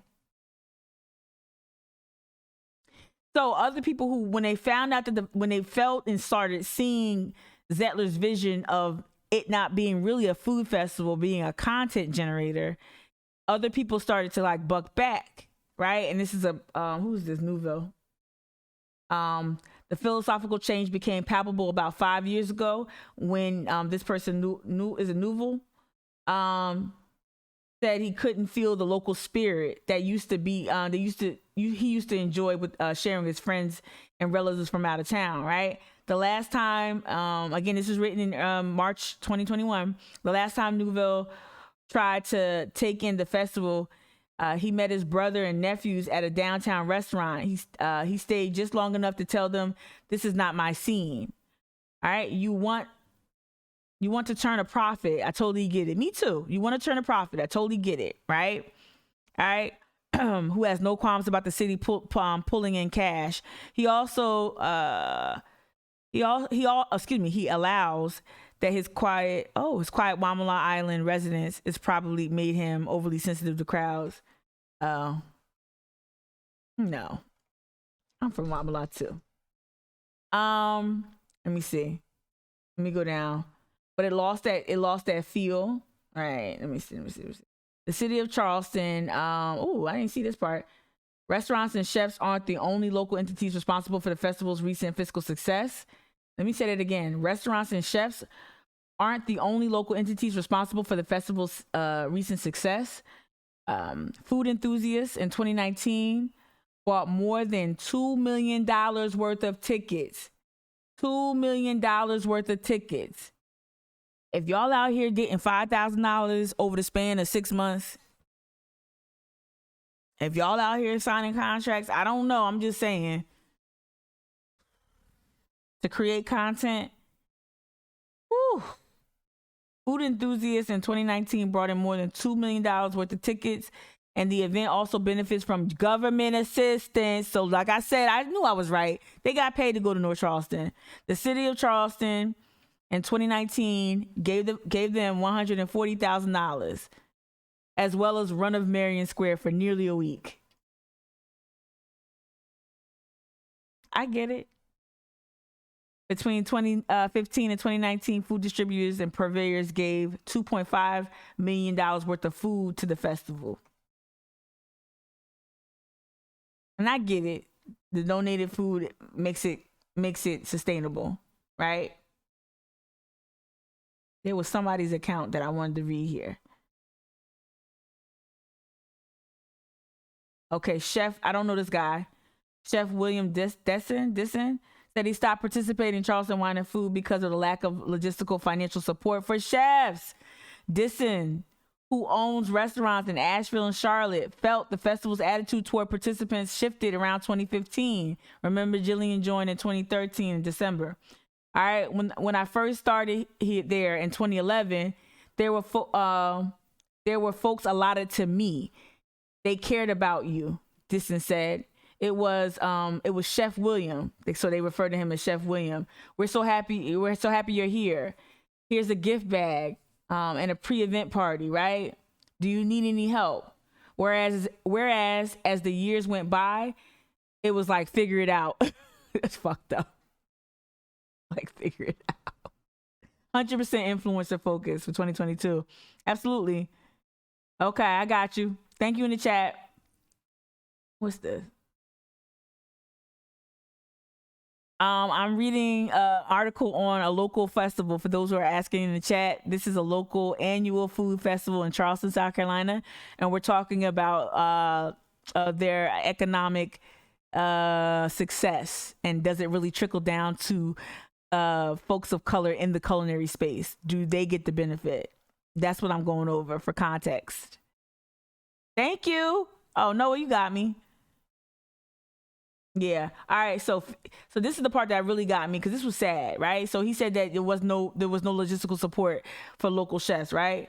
Disson became increasingly frustrated with the festival because it was growing at a rate that was good for the bottom line, but problematic for a chef trying to tell potential customers about his work and serve them something representative of his restaurant. All right, when you're 50 people deep at your tasting table, there is no storytelling. Disson said, "I'm paying out of pocket, so I can wave at." He said, "I'm paying out of pocket so I can wave at drunk people." Shit. Wow, that's powerful. When you're 50 people deep at your tasting table, there is no storytelling. So go back to their website, right? Storytelling. Remember they said that their values, who we are, our story. Our story, storytelling, thoughtful storytelling, stories, telling stories. They sound like they telling stories. Okay. Let's get back to it. All right. Says, yeah, so there's no storytelling. I'm paying out of pocket so I can wave at drunk people. And in Disson's view, they're not all friendly drunks either. We know that. The people telling him to go faster. Oh, that sucks. Yeah. Joy, you said Charleston's the absolute perfect storm for this event. It is. Joy, you went on to say they use that chef to get higher rated chefs, right? And then push them right out of the way. Yeah. Yeah. You said that's most vendors? Nah, it's not supposed to be that. It wasn't always like that. It wasn't always like that, according to them. All right. Zettler said the hustle and bustle. Yeah, all right. I want to get back to the other, because I think the cocktail bandits were featured. I think they had an account. Yeah, this one kind of pissed me off. This part here is still, okay. This part. Still, even with more money coming in, Wine and Food didn't offer stipends or food budgets to most participants, who came up with a variety of ways to cover festivals. I can't say the word, but yeah, ways to cover the cost, right? All right, they made their dishes smaller and simpler, right? They made the dishes smaller and simpler, which didn't sit well with patrons. So people had to create cost-cutting ways to show up in this space because they had to pay for, they're doing this on their own. Wow. So no stipends to the people who participated. I really didn't know that up until a few years ago. I actually thought that everyone was getting paid something, even if it was just $200, right? So people made their dishes smaller and simpler, right? People who paid 3-figure prices for finger food, they were already hustling.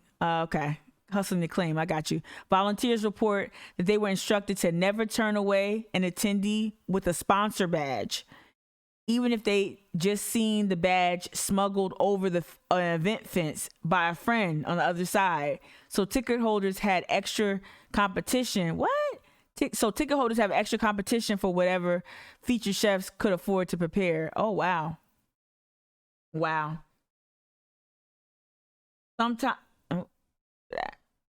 Sometimes chefs and bartenders paid out of pocket for items. Okay. Sometimes chefs and bartenders paid out of pocket for items they thought would enhance their guest experience. When festival organizers said there wasn't any money for palmetto roses to ornament. Wow. Festival organizers said there wasn't any money for for palmetto roses to ornament the cocktail band's signature cocktails. At a sit-down luncheon, Johnny Caldwell and Tanika Reeves bought the woven flowers from Black craftspeople themselves. That's fucked up. How you don't have money for that? All right. Not every budget-driven choice could be concealed from ticket holders, though. When Caldwell and Reeves first pitched event, and I'm hearing this consistently from other people, not just them. So when Cocktail Bandits pitched event ideas to Wine and Food, they hoped to host a tea-themed event. Instead, they ended up on an island with no bathroom and no sink. Wow. Where the menu consisted of sandwiches and batch cocktails made by someone else. She said it got such bad reviews. That's what Tanika said. That's fucked up. All right, I'm gonna stop there. Y'all can go back and read this. So this is again, they responded to that pointed criticism. they responded seriously. I give them that. This is a serious response. Is it deep? Is it deeper than what we see here? I don't really think so. I really thought they whiffed big with Collaborators. Y'all know how I feel about Black women being involved in things, especially Black women being the backbone of the culinary scene here. No shade to the Black men who are also like are so important, but Black women continuously get sidestepped. And I'm rooting for my people. I'm not saying they shouldn't be here, but God damn it, where are the Black women who are in this culinary space, and not just the Instagrammable ones, not just them, not just the ones who have a great aesthetic online, not just them, but actual people in this actual space. That's important. That's really important to me. And looking at and I'm not just looking at the collaborators and like, but a lot of other rhetoric doesn't really match up either. And their staff leadership. So let's get to equity. So y'all know I recently completed the I worked with Policy Link. Policy Link is out on the West Coast. My experience with Policy Link has been very positive, right?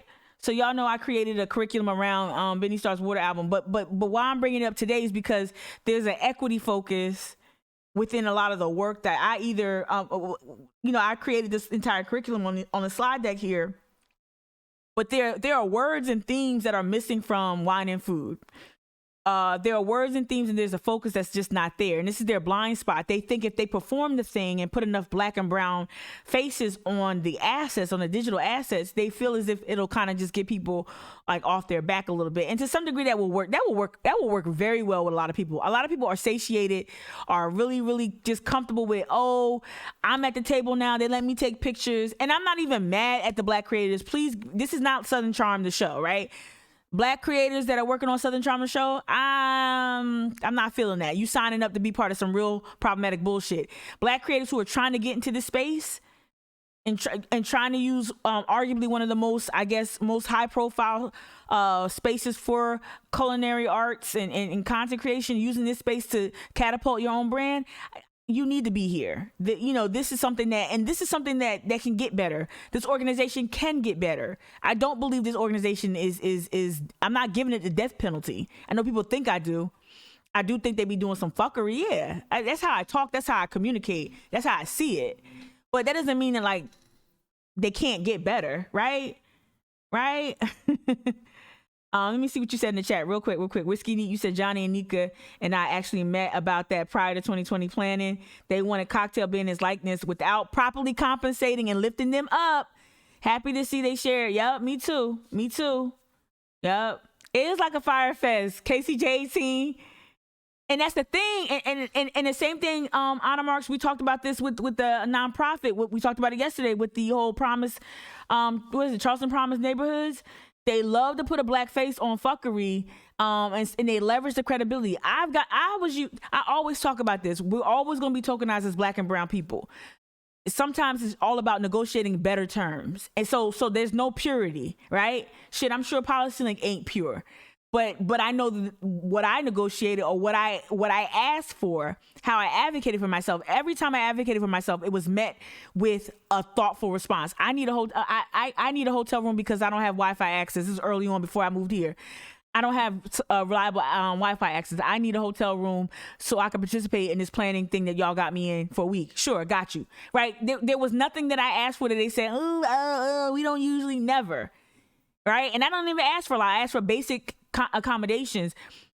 And so I brought that up because it's just really I don't know, I went on a tangent a little bit, but just I hate the fact that when people ask for stuff, when Black people ask for stuff, they act like it's too much.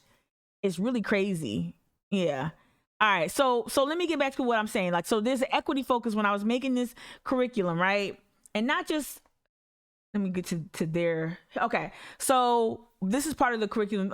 Policy Link, this their belief systems, right? Policy Link believes in the following: arts and culture are essential for building community, supporting development, nurturing health and well-being, contributing to economic opportunity, collectively arts and culture enable understanding of the past and envisioning of a shared, more equitable future.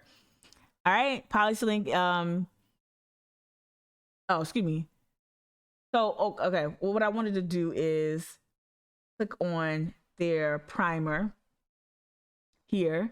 So if you go to PolicyLink's website, right, they have a very, very vast, a rich vision for how to engage with local, how to change things, how to change and impact policy through engaging arts and culture, right? And they constantly use the word equitable or equity, constantly, right? And it's not rhetoric. In terms of my experience and what I've witnessed, it's not rhetoric, right? They also have an equity blueprint here, right? Now you might say, is this how does this kind of, how does this deal with anything? It has everything to do with it. Equity is important. So representation is what you're getting here. You're getting representation here. This is representation. This is cosmetic. When they really about that change, they're going to start talking about equity.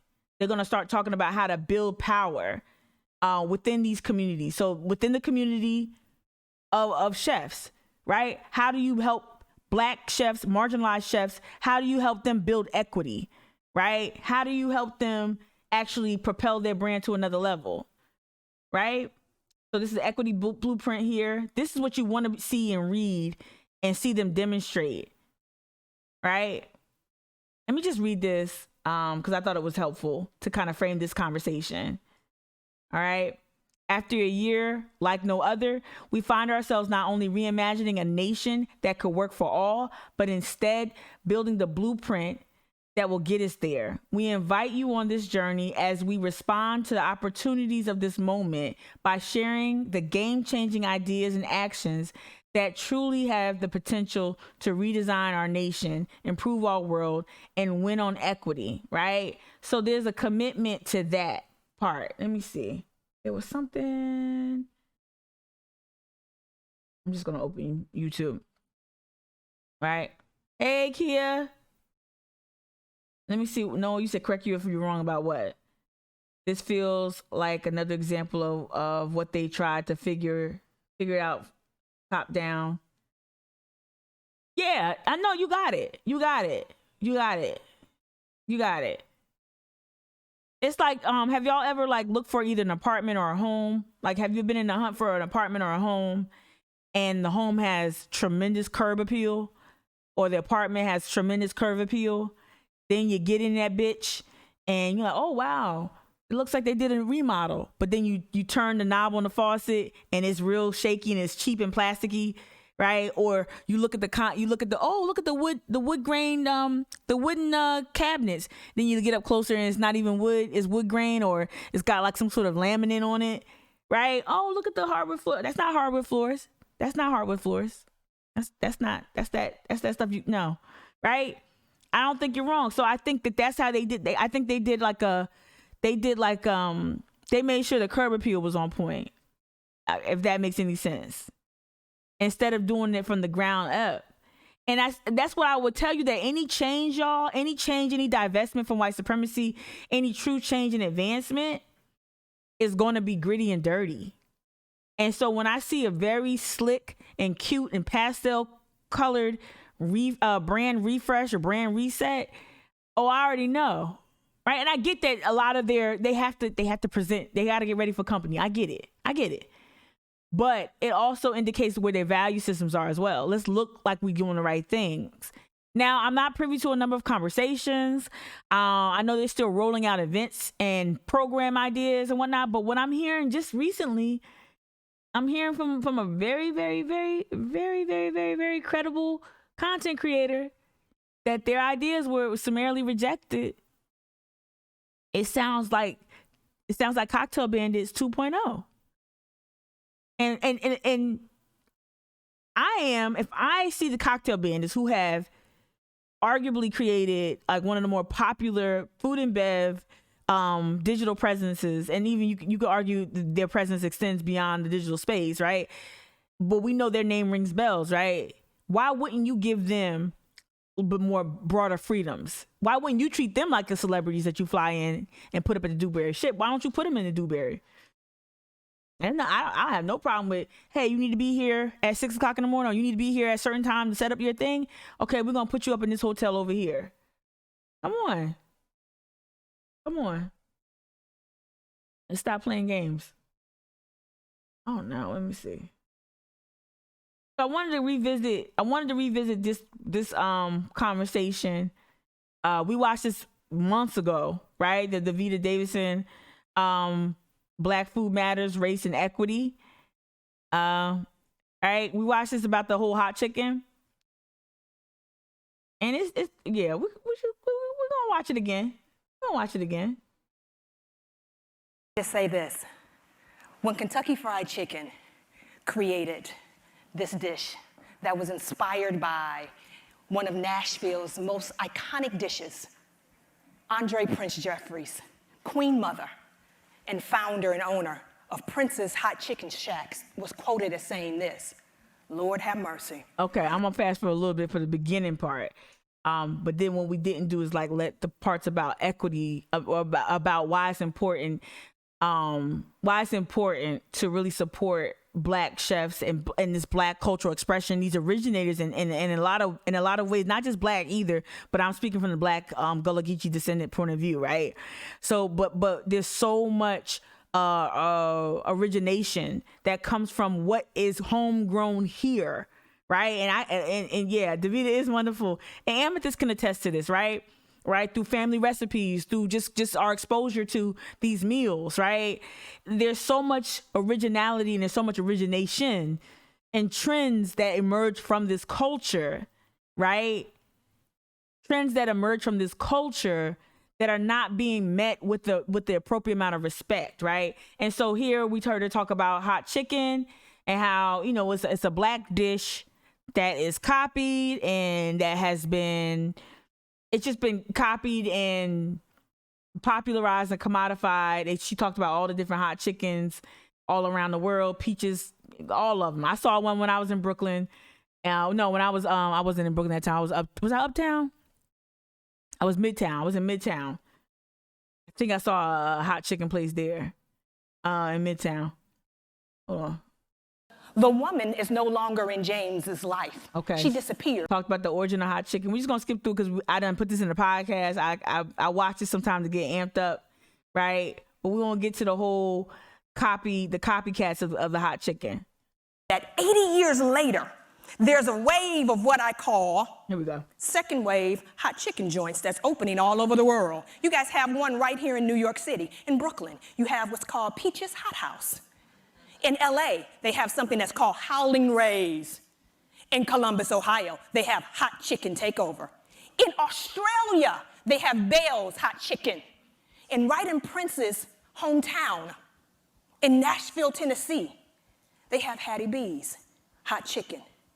And I think it's really important for you all to know that hot chicken, particularly in the African American community, was more than just about eating chicken. Going to Prince's in Nashville, Tennessee was almost like a pilgrimage. It was a rite of passage. It was a badge of honor to go there and eat hot chicken. And also going to the spot where hot chicken began. Remember, it was off the beaten path. It was not on white folks' radar because of Jim Crow, because of systemic, because of white supremacy. And so a lot of the food culture and the food customs and behaviors and all of that, everything that makes Black food culture here in the Low Country what it is largely because it's a response to where Black people had to fit, where they had to fit in, where they had to create their stuff, where they had to come up with their recipes, and where they had to sell it, where they could sell it, where they had to do it. So there's another element to it as well that you have to acknowledge when you're presenting Black food. So you all can imagine how taken aback I was, how surprised I was when Food Republic published this article in August that said, "Meet the man who launched the Nashville hot chicken craze." And I thought, oh, really? Are they about to do an article about James Thornton Prince? And to the point where we read on the website, they say that they want to put Charleston's food culture on the map. It's already on the map, baby. Read a book, go to the library. This has already been on the mag. It already is something. You're coming in to commodify it. Acknowledge that. You're not coming in, you're not popularizing shit. And you really are not, right? Word of mouth is already out there. Charleston got some banging ass food. Ask me how I know. Okay. Hello, check the change in the physique, okay? Ask me how I know. So like this whole thing that we originated or we coming and we're bringing, you ain't bringing shit. Ain't nothing new under the sun. You're commodifying the food culture here. Not just black people, not just black food as well, right? But you're commodifying Southern food. And it ain't that hard to sell Southern food. Let me just tell you that. As someone born and raised in New Jersey who ate a lot of Southern food from places that wasn't, you know what I mean, from Sylvia's to Newark, you know, to places in Newark. Yeah, Southern food is already popular and banging. Seafood is already popular and banging. Yeah, it ain't really a hard sell. They don't act like we're going to put it on the map. Put what on the map? It's already on the map. Because he's the man who launched hot chicken. But as I began to read the subtext, it says John Lasseter of the famous Hattie B's on the past, the present, and the future of hot chicken. And ladies and gentlemen, this bothers me for a couple of reasons. Come on. It bothers me because I don't think that white voices should be centered around a dish that was created, invented, launched, and made popularized by black businesses 80 years. And I'm going to say this. I didn't mean to pause it while her lips was like that. I hate when people do that to me. I'm going to say this. And I know how it's going to land, but it is what it is. Y'all gotta, black people, I'm talking to black people right now. I'm talking only black people. Only black people right now. I'm talking to only black people. Stop letting our people go out there and centering white voices when we talking about something as something I equate our rice to a blood diamond. I think that, and I'm not trying to be gratuitous with that characterization. Rice, specifically Carolina Gold, is a blood diamond. Don't be letting our people out here centering white folk talking about rice and talking about giving away seed as reparations. I can't take seed to Capital One to pay my car note next month. They not going to accept rice seed, okay? So don't let no white person come up in your black event talking about we give reparations because we give seed away. I can't take seed to Sally Mae and be like, look, this is my, that ain't going to work, all right? I'm talking to black people. It's family business. That's a blood diamond. That's real. That's just like the hot chicken. White voices can't be centered when we talking about black food. I hope they hit her up because Refab had her speak at the conference. They sent me the video of it after it aired. They didn't send me a ticket to attend or give me access. But thank you for sending me the video. I appreciate it. For the person who sent me the video, thank you. A ticket would have been nice. But so she spoke in Charleston or at Charleston event. I hope they should bring her to Wine and Food. I hope they do. Years ago. It bothers me because I don't think this article goes deep enough. Come on, Joni. It does not explain the fundamental reason why Hattie B's, and I'm not begrudging them for their success. I think their business is great. But I think it's really important for us to realize the fundamentals of why a Hattie B's is perceived as being famous and in many cases more successful than the chicken joints that are owned by African-American businesses. That's where I think this article missed out. You see, what folks fail to realize is that when entrepreneurs of African-American descent, particularly around food, have major expertise of creating a dish like hat chicken. Come on. And I'm gonna add to that list now collard greens, since Neiman Marcus wanted to sell them for $66 a bowl, plus $15 shipping and handling. I'm gonna go ahead and add collard greens to the dish too. But when African-American entrepreneurs don't grow rich from that dish, it's not because Hattie B's brought in a chef like John Lasseter. It's not because he went to culinary school and his chicken tastes any better. There's a couple of reasons why. The first reason why it's still pretty hard for black folks to go to culinary school. This is important. And when they go, you can then go out and leverage and get the respect and recognition It's still really hard for black folks to get access to bank loans so they can open up hot chicken joints in locations that are desirable and high traffic and prime time locations. And more importantly, I don't want you all to forget this. It's really hard for entrepreneurs of color to get access into networks that have mentors, that have industry expertise to help them create a business model that's... So I would have eased up on them a little bit in these initial stages leading up. What they got, 22 weeks to the festival.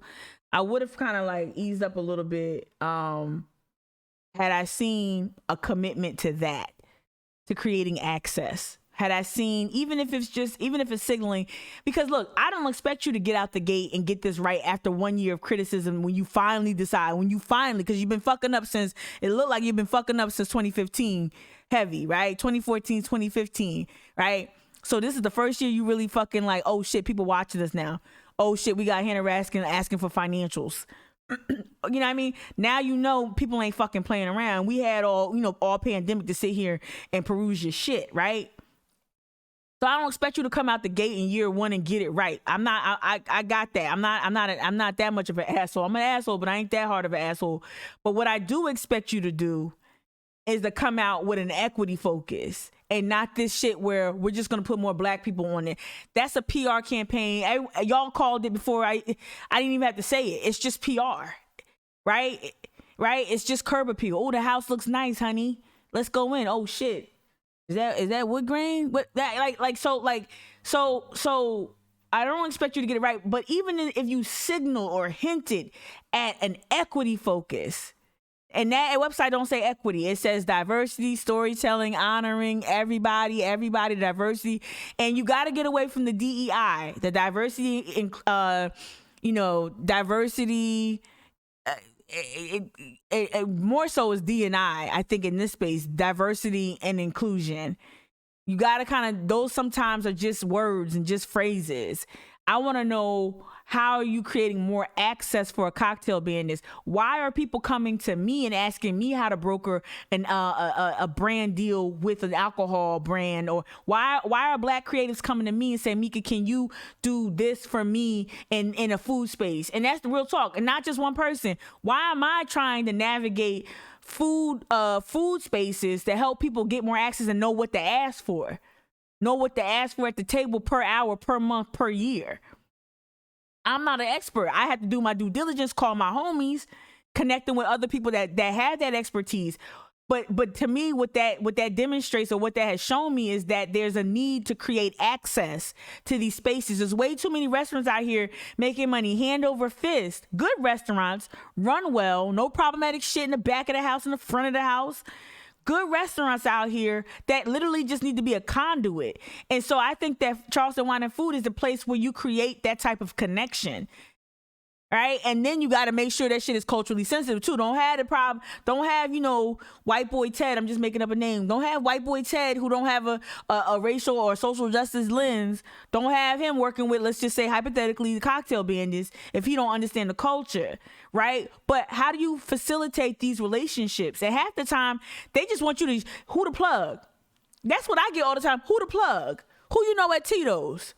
Who you know at Uncle Nearest? Who the plug?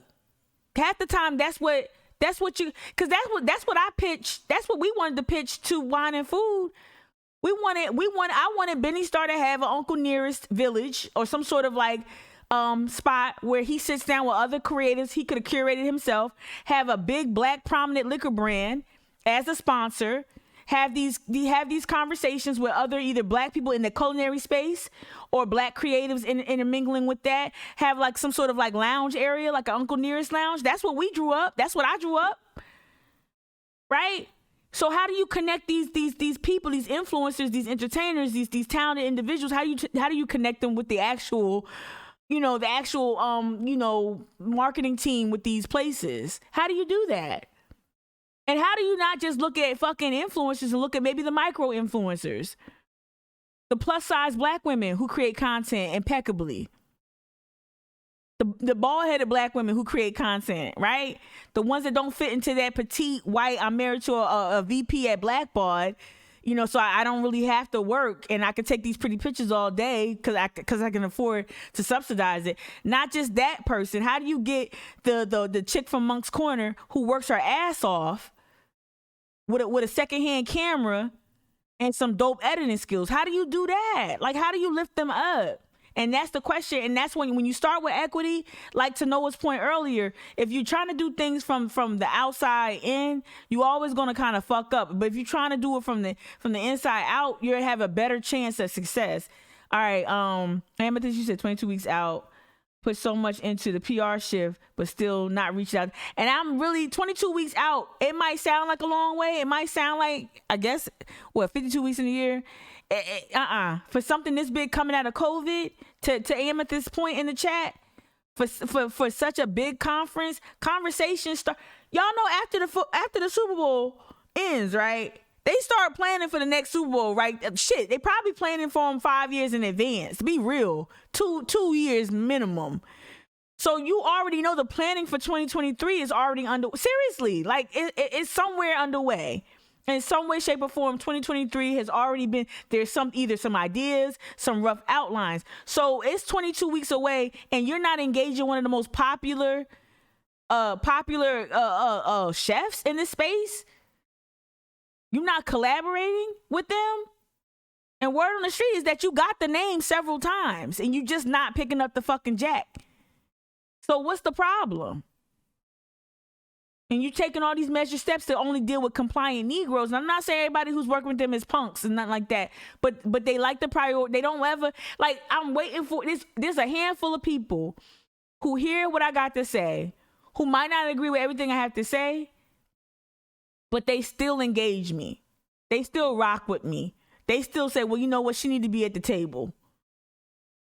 And I don't know why people aren't applying that to other types of Negroes who are just not pastel pink and cute and giving you, lifestyle hacks and shit. I don't know why we're not doing that. I just don't know. 22 weeks is short. They got commitments. They got plans. They got other locations, other things to go to. They got plans coming out of the pandemic. Like 22 weeks is not a lot of time. And if you're turning down, if you're rejecting ideas from very prominent content creators who have the brand deals, who have everything, they don't need you. They're adding value to your shit. They don't need you. If you're turning down their ideas, God only knows how your approach is to those who don't have that type of presence, right? That's no time, right? Right, Joy? And that time passes by. People got a plan. You saying, D, what if they had boots with like venture capitalists or something? I like the mentorship. Look, where the plug at? Black people is real easy with, and I know that it's not that simplistic, but I don't want to ever suggest that black people are that you're like they just want to get paid. It's not just that. They want to know what the plug is, and I'm using that in a broad sense, but they do want to know, well, how do I connect with these brands? Is it just about Instagram follower count, or is it something deeper than that? Who are the more thoughtful brands to work with? Who are the more socially responsible brands to work with? Those type of conversations need to be happening, and more importantly, what's the conversation around equity? Right? If you're making all this money, if the money is coming in and you stole $2 million in fucking tickets alone, and I know it ain't just as simple as money in, money out, right? But if you're selling $2 million in motherfucking tickets and in 2019 you had almost $1 million, you know what I mean? That means you've got resources to reinvest. That means you're going to have to deprioritize profitability and emphasize and prioritize equity and food justice in this space. Some people be like, well, Mika, Charleston Wine Food is not a food justice space. Okay, they not. But I tell you one thing, you better fucking change that mission then. You better change some of that wording to give the impression that you give a fuck about justice and sustainability. This is what I say about Butcher and B. Don't be signaling that you in these political spaces, and then when somebody pull your whole card on being in spaces you ain't got no business in, you get all up in arms and talk about transparency and shit. No. I'm going to pull your whole card. I'm going to say no. No, why you in this space? Why are you in this politics space?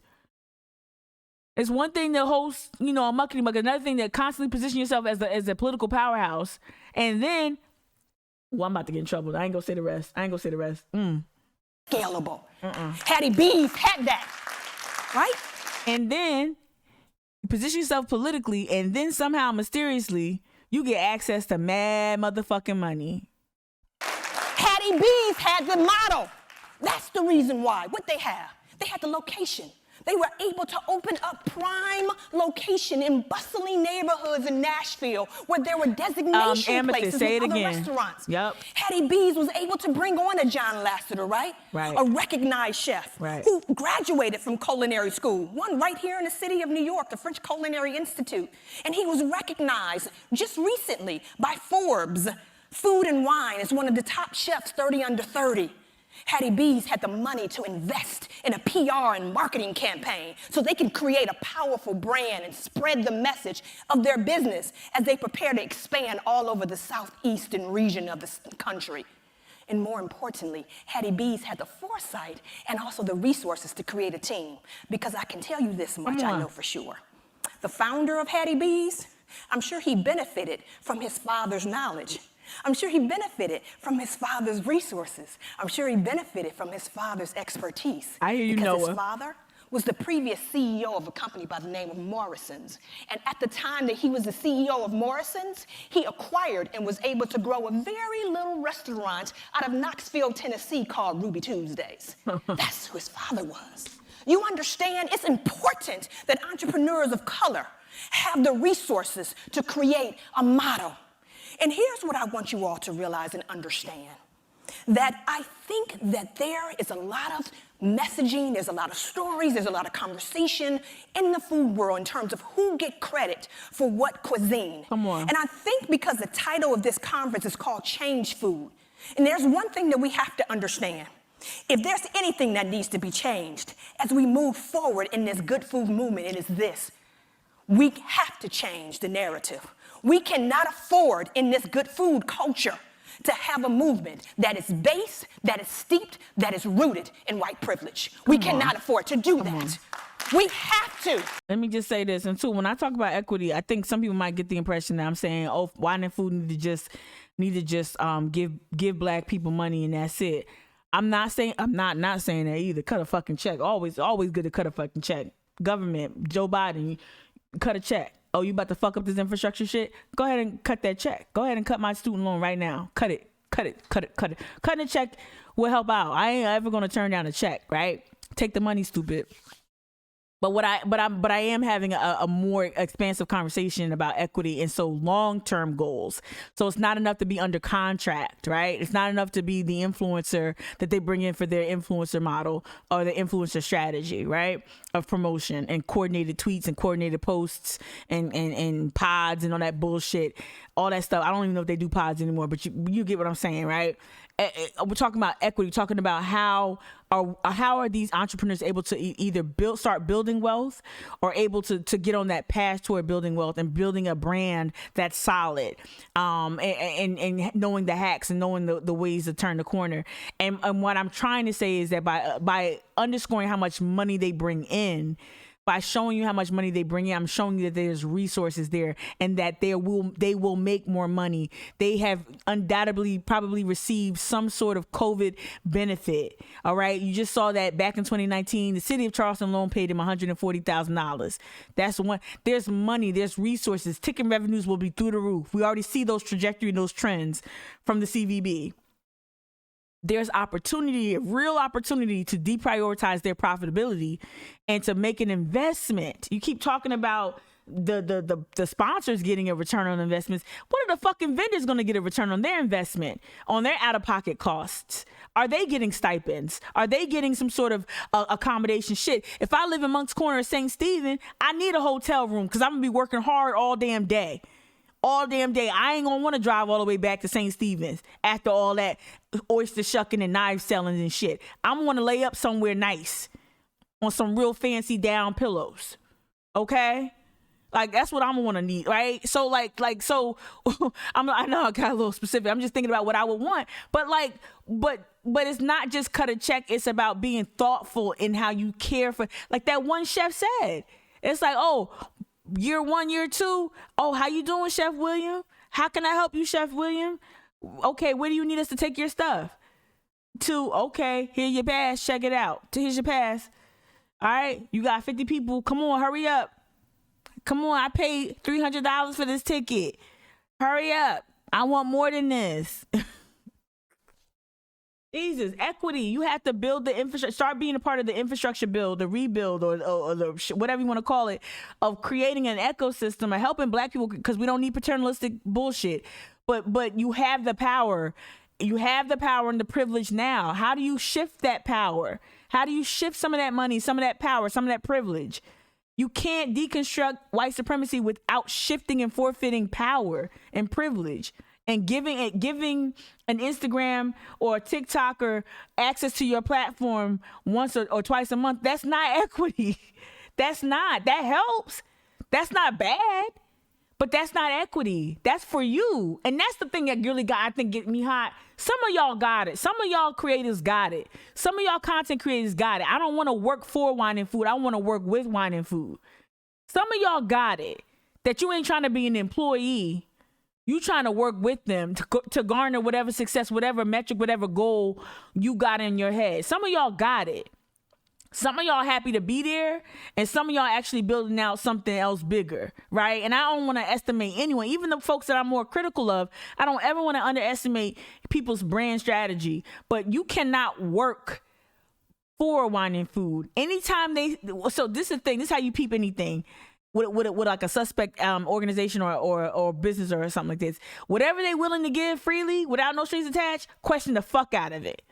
Whatever they willing to give freely, question the fuck out of it. It's the shit that they stingy with that you want. It's the shit that they stingy with. So when a credible, reputable content creator who already has tens of thousands of followers, who already has partnerships with major corporations in the food space and television networks, when that person's getting having their idea turned down by Wine and Food, you don't want to let her customize her experience. You don't want her to customize her involvement. You don't want to work with her. You want her to work for you. That means you only want her face. So why wouldn't you give up that creative control?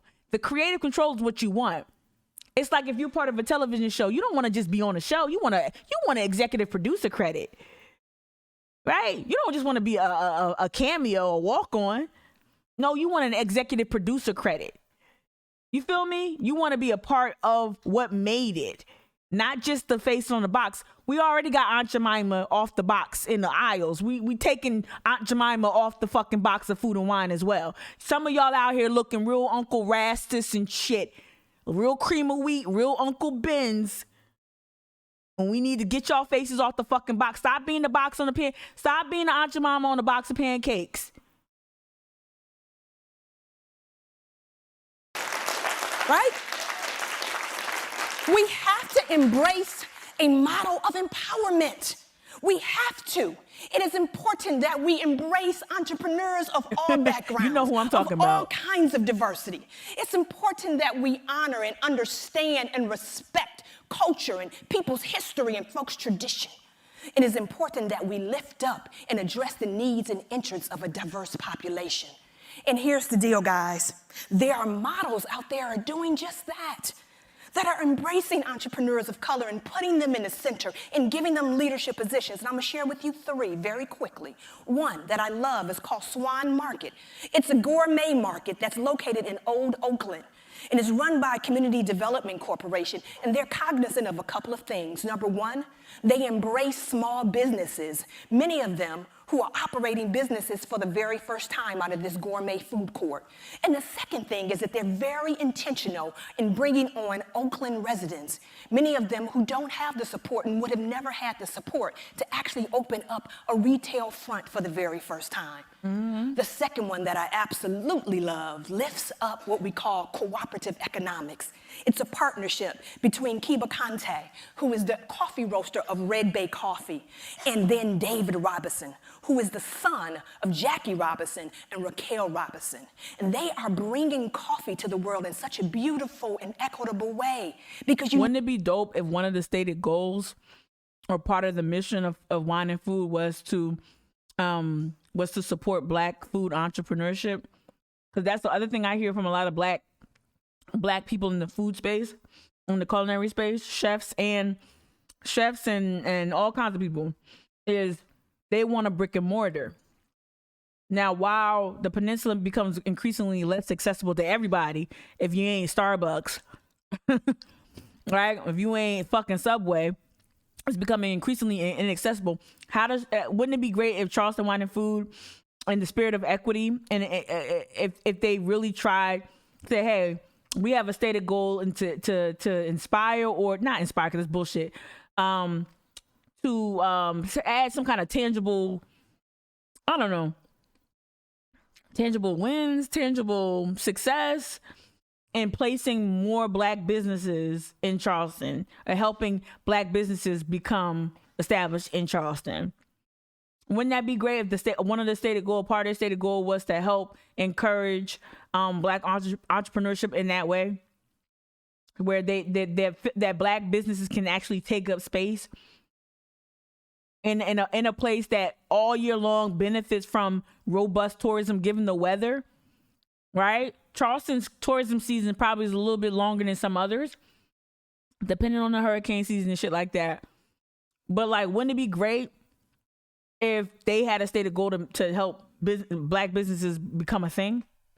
You know what I mean? Now have a coffee roaster that is sourcing his beans from a cooperative of Tanzanian African farmers. I'm about to tap out, y'all. Continent. I'm about to tap out. They're coming together, and they created a beautiful partnership. The last one that I absolutely love. This is probably the most important and the most talked about restaurant in the nation. It is the Gray. And if you go to the Gray, you will find an African-American female chef that is partnered with her white business partner in a restaurant that used to be a former Greyhound station, where the waiting area and the bathrooms, African-Americans and whites, were separated, but no longer.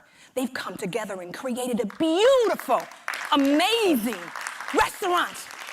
And if you ask Mashama Bailey, if you ask her, why is it, Mashama, you moved from New York City to Savannah to go and be a chef at a restaurant? Mashama says this. She said, it was quite simple. I was a sous chef. I was a line cook. But when Jono came to me with this proposal of being a partner, he changed my world. Now I'm a partner in a building. Now I'm a partner in a restaurant. How do we facilitate partnerships between Charleston Wine and Food and between some of the people and brands that Wine and Food already enjoys proximity to? How do we create those type of partnerships where a Black creator can have their vision realized through support, through some sort of financial? Let me tell you something. Oh, she's talking about the Gray. You right. Let me tell you something. I'm gonna let her finish. No, I'm gonna let her finish. Right. Now I'm a partner in uplifting my culture, and nobody ever offered me that. You have to understand what's happening around the world. In Silicon Valley, they have a terminology for it. Those entrepreneurs who have fantastic ideas but can't speak the startup language, they call them off-the-grid entrepreneurs, and they're starting to work with them. In the nonprofit organization where I work, we call it inclusive entrepreneurship, because we want to embrace all entrepreneurs of color. And so I say to investors, I say to funders, I say to people with industry expertise, you have got to get out and you have got to find those entrepreneurs who are creating brilliant solutions in this food system. They need you, and we have to support them. And also too, this is the thing to watch real quick. Yep, she's talking about the Gray. I never been to the Gray. KCJ 18, if you've been there, let me know. It sounds amazing. What's that boutique right across the street from Vendu, aka Slavery? Don't call it Vendu, call it Slave Auction. I wonder if that thing is still there. Don't call it Hotel Vendu, call it Hotel Slave Auction. That's what it is. Hold on 1 second. I'm trying to see if that business is still there. Oh, the chick that she used to work at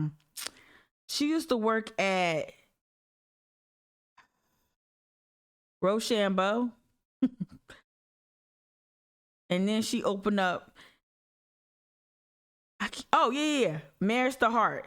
Yep, Maris the Heart. I'm gonna find that in a second. Hold on, real quick. Amethyst, you said I met Mashama and Jono when they came here. And that relationship was exactly what it was wild to witness, right? Like, it's like uncanny, right? Right? But that's what they need to facilitate. This is what I want to finish my thought before I move on to the other business that's across the street from Slave Auction Hotel. What I fear about wine and food, let me close some tabs out. What I fear the most is that all of the black talent, this is my biggest fear, because their focus is in equity, their focus is on performing change, right?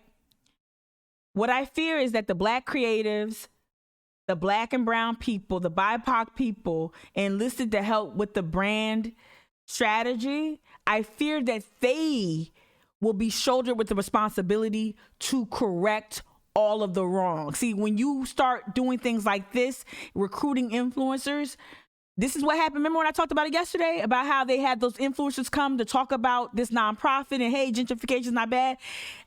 And I personally talked about, like, you know, I kind of went at the influencers a little too hard because I should have went at the people. The reason why I aimed at the influencers is because they were the face of this bullshit. They were the face of this obscene strategy to tell poor black people, hey, we come to take your home, don't feel bad about it. Gentrification's actually got some really good side effects or some really good aspects to it. I came at them because they were the face of the program. And in my head, I said, oh, well, then you were the architect. And they weren't. They were just the bodies recruited to be the face of the campaign, right? Same thing here. Wine and food. So this is what these content creators, these culinary people, y'all need to know, when they come knocking, saying, hey, we want you to be a part of the 2022, you know, we're doing things different, we learn from the mistake. Understand that you also have, they're taking some of that bullshit responsibility and putting it on you. You are the face now. You are the remedy. You are the solution. And you're not. You're there to get your coin. You're there to get your followers up. You're there to get your brand exposure. You're there to get a bag. You are not there to fix their diversity and inclusion issues. You are not there for that. And you need to be explicit about that shit. And that's the problem. You have a problem with race. You have a problem with equity. You have a problem with inclusion. And you recruit these unwitting but talented people to be janitors when they should be recruited to be architects. You got them in here cleaning up your bullshit when they should be co-building the shit with you. You hear what I'm saying? That's what gets me fucked up and mad. That's what gets me mad. Don't have them come down to that $92,000 a year fucking space on Pinterest and regale them with this charm offensive if you're not talking equity, if you're not talking about sharing the resources, if you're not talking about sharing the profits. Don't do that. And black people, brown people, don't be their janitor. Not for fucking 5,000. Not for fucking 10,000. You feel me? Don't be their janitor. You need to be an architect. They need to be leveraging their relationships with brand and not just fucking Toyota.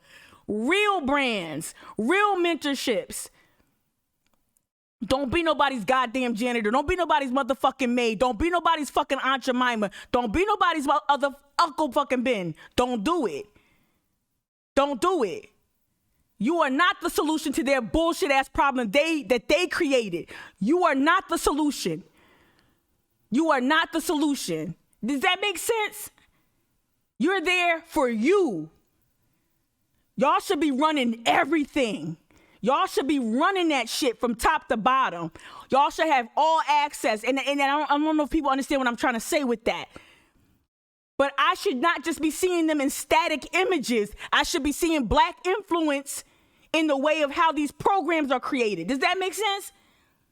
I shouldn't just be seeing them in static, pretty ass edited pictures. I should be seeing them actively moving the culture within this fucking nonprofit, this $1 million nonprofit, this $2 million in ticket sales nonprofit. You feel me? Stop signing up to be a janitor. Negotiate harder. Even if you think it's outrageous, the fact that you asked, they know you ain't fucking around. And that's what gets me mad. That's what gets me mad. I don't know. I probably lost y'all. I'm sorry. That's what gets me mad. To Davita's point, she just talked about the gray. She talked about the chef and the ownership there, right? To her point, Let me see if I can find this on there. That shit get me fucking mad. That's all I'm asking y'all to do, cause y'all making it harder for me. So I'm gonna keep it a buck. I don't give a fuck. I stepped away from it. Gibbs came at me. We want you on this thing. We got this thing coming up. It's blackity black, blackity black, black. So we want you on there. I'm trying to see if it's different from all the other times they come to me, not offering no stipend. So I'm like, oh fuck. I see who they brought to the table. I'm the only black woman from an organizing space. I'm like, oh fuck. And I realized it's not for me. The Gibbs ain't changed nothing. They changed the way they go about, okay, let me put the activist, let's call the activist, the big mouth bitch. The big mouth bitch with the big lips and braces. Let's call her, right? And you think I'm gonna be happy with being in the room. My currency ain't inclusion. My currency is equity and justice and disruption. That's my currency. You wanna get me hot? Offer me justice, equity. Offer me that, right? Right? So Gibbs calls like, yo, can you be part? No shade to Angela Mack. I really fuck with Angela Mack. Like I got respect for Angela Mack. But don't call me, not offer me and stuff. Why am I getting paid by the New School? Why am I getting paid by Policy Link? Why am I getting paid by all these other institutions all across the country for my work? And I ain't getting like y'all coming in and y'all even offering me fucking bubble gum. Yeah, I'm saying, you know what I'm saying? Like, we gotta stop. You just wanted me in the room so then when the event happens, you can say, oh, I collaborated with her. No. No. And then you're gonna ask me for, oh, can you give us some names? I ain't giving you guys, no, I'm not giving you no names. Why would I give you names? Why would I work for free? Did you give me a check? You didn't even give me a fucking year membership. Give me that, offer that. Shit, the last time I was in the Gibbs, I got harassed by the security guard. Shit, no. I went off on a tangent. Sorry. Shit. All right. All right. It's like, oh wow. I guess I a little lag in the comments. Let me just say to Davita's point about mentorships and shit.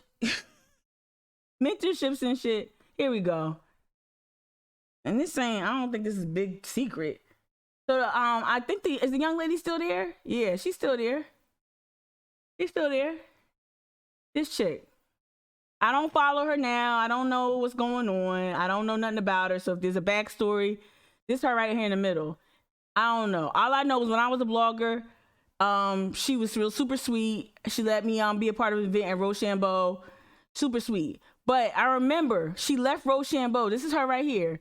She left Rochambeau and just happened to open up a damn boutique that's still open. This is years ago, right? So she's got this boutique here, and she told me, she said, yeah, I got approached by some investors.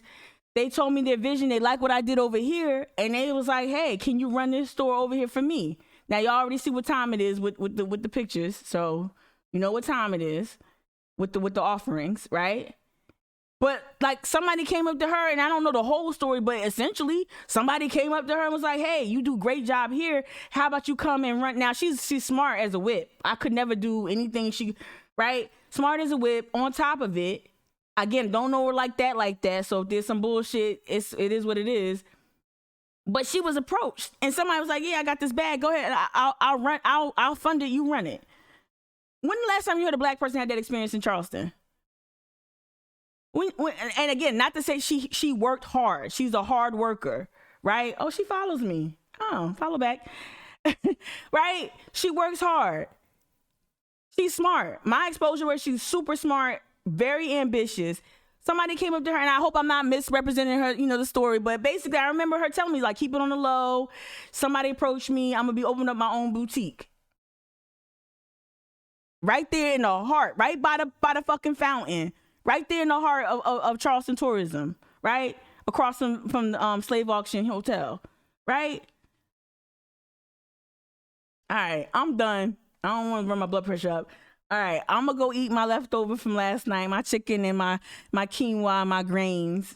I'm going to go ahead and eat my dinner, my round two. But I really, really mean when I say that last part is real. Like, don't be no janitor. Don't be no janitor. And I hope I don't look at them as, even the ones I don't fuck with, you not a janitor. Even the ones I don't fuck with, the ones I can't stand, y'all are talented. I want you to see my feeling about people personally has shit to do with them eating. I will never knock a bag out somebody's hands unless it's some real problematic shit. I will never knock a bag out of nobody's hand, especially a black or brown person in Charleston. Knowing how hard it is to eat, knowing how hard it is to be at the table, I will never knock a bag out your hand. But I'm going to tell you this. Whatever you ask for, it ain't nearly enough. Triple it. And don't just ask for coin. Ask for proximity. Ask for the relationships. Ask for the number to the plug.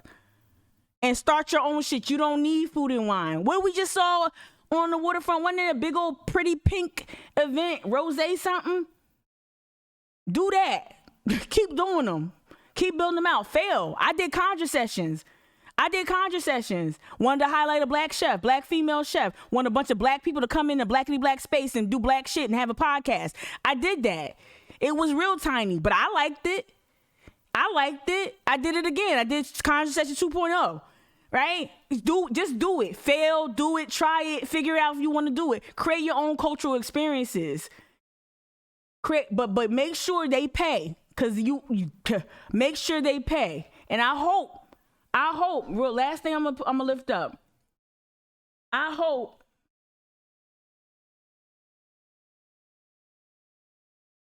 oh no, that's the good study that I was going to try to read. I was trying to pull from scholarly studies and I fucked up.